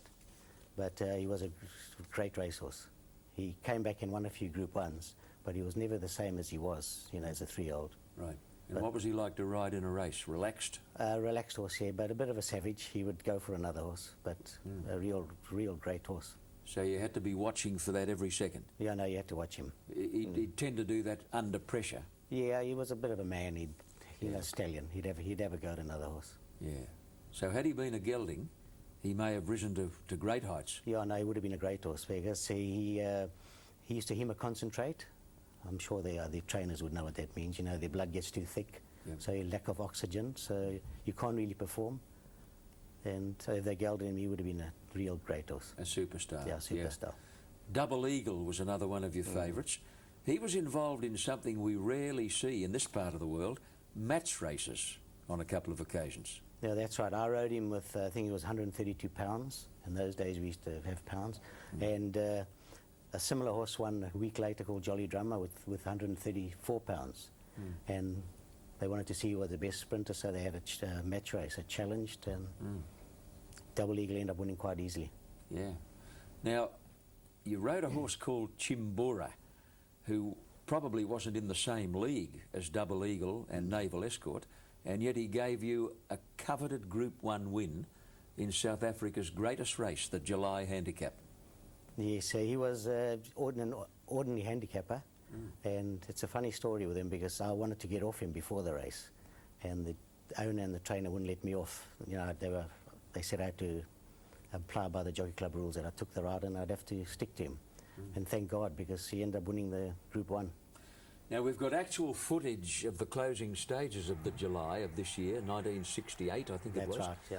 Now, he had a natural tendency to lay out, David, so you just let him drift. Yeah, well, I was clear of the other horses. I wasn't causing any interference. I let him drift out to the outside. Right. So I didn't want to stop riding him at that stage. He wore blinkers and a shadow roll, and here you are in pink and yellow colours on the victorious return to scale, and you wouldn't have called the king your uncle. Not at all. I mean, that was a big surprise for me. Now, by that stage of your career, how tough were you doing it in the sauna? Not just yet. I was still a natural, according to everybody. It was the year later, that's when I really shot up. I must have grew overnight, and then I was really battling. I was walking around about 55 kilos. So I was running 3-4 times a week with sweat clothes on. And that's when I decided, no, it's enough now. Called it a day. Yeah, you knew your health would suffer long term. Yes, definitely. Yeah. So that was it. Was it a sad decision? A sad moment? It took me, once I started training, I loved training, but it was another 10 years before it got out of my blood. I still would love to have got back in the saddle. So you rode in races for a period of 8 years. You probably couldn't count the first 2 or 3 when you were learning. Yes. So let's say in 5 years of very serious competition, you rode 300 winners. Yes, and in those days we only raced once or twice a week, mostly once a week, and then in our season we'd race twice a week. Well, as I said, folks, David Payne hasn't really let on just how good a jockey he was, and it was my pleasure to reveal to you that he had a most enviable record. We're going to a break now on Inside Racing, and back in a moment with expatriate South African David Payne.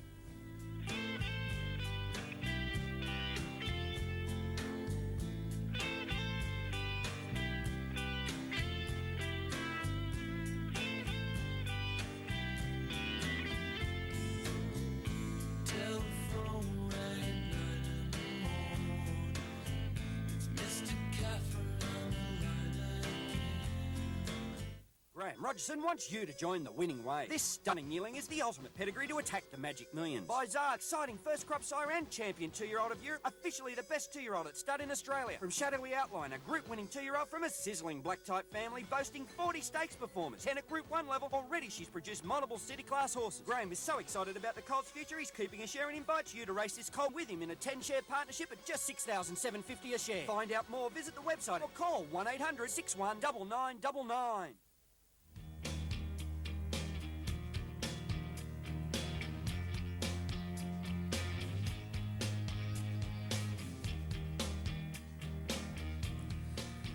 Welcome back to Inside Racing, and my special guest is David Payne, who was only 22 years of age when he decided to take on horse training.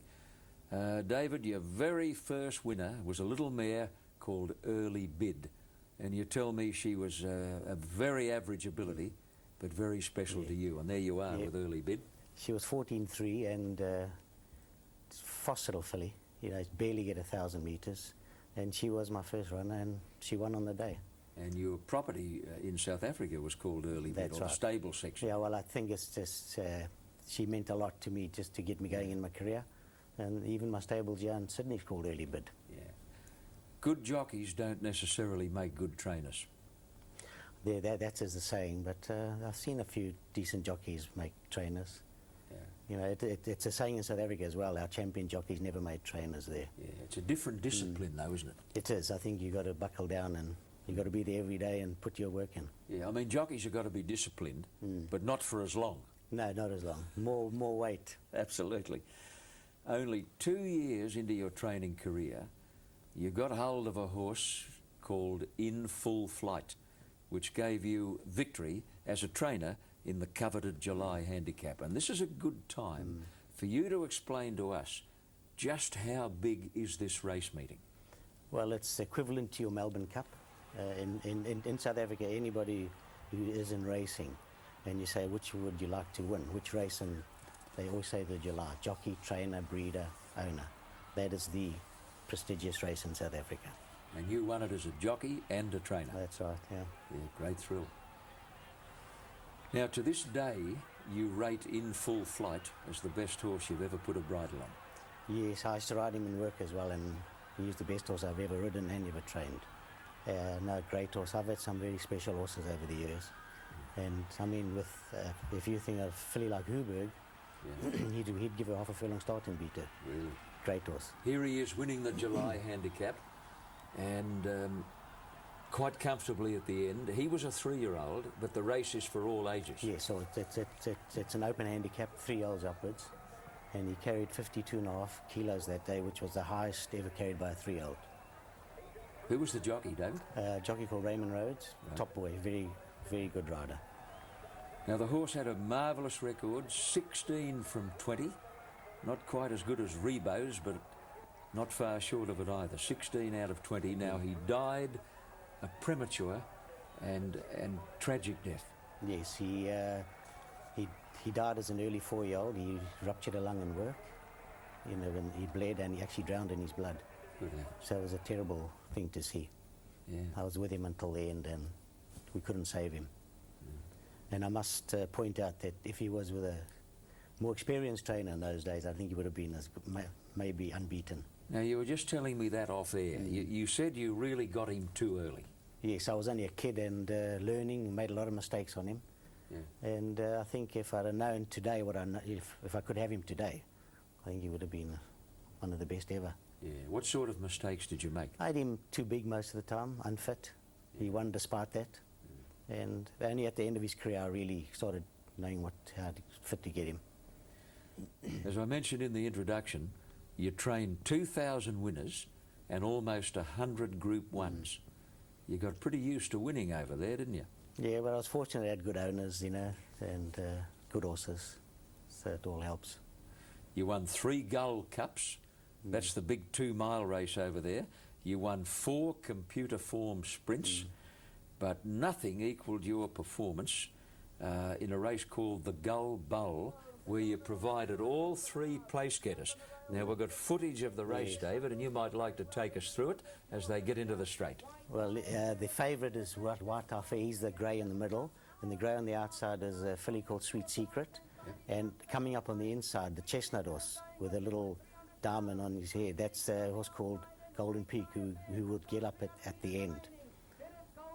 Right, a jockey called Gordon White on him. Yep, right, so these are your 3 horses. That's right, they're the fighting 2 greys and the chestnut. That's right, they're fighting the race out, so it was quite a special day for me. Now that looks like a hell of a home straight. It's an 800-metre run-in and it's uphill. So once they've gone 3-2, it's still they've got the 800-metre uphill, and it's at our altitude, so yeah, also got to be very fit. Early Bid would have had trouble with that. A big problem. Now, you mentioned the altitude. This is a fascinating thing. You travelled those horses about 9 hours by road from Durban to Joburg, which is 6,000 feet higher than Durban. Yeah, but there's actually a story that the second horse was up there 6 weeks before. But the owner of the other two is the same owner, local Mr. Trigger.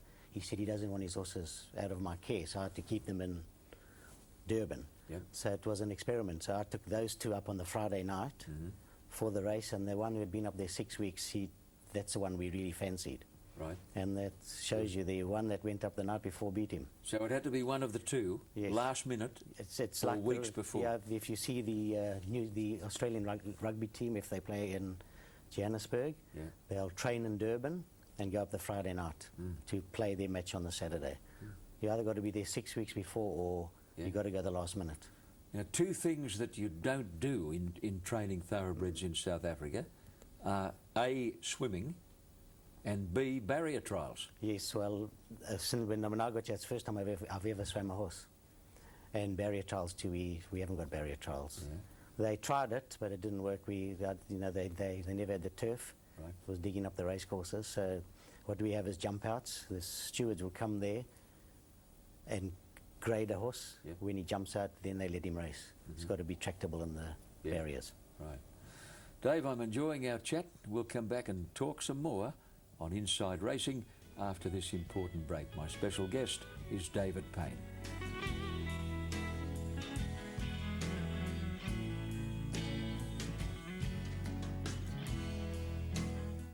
Introducing Betmaster, the ultimate betting tool for the stay-at-home punter. Betmaster provides the most up-to-date information, such as odds, monies invested, fluctuations, and so much more, with the ability to bet on every gallop, harness, and greyhound race in Australia. Lights on, racing. From the professional gambler to the casual punter, Betmaster will improve your chances at being a winner. Enjoy success. Check out the Betmaster website today.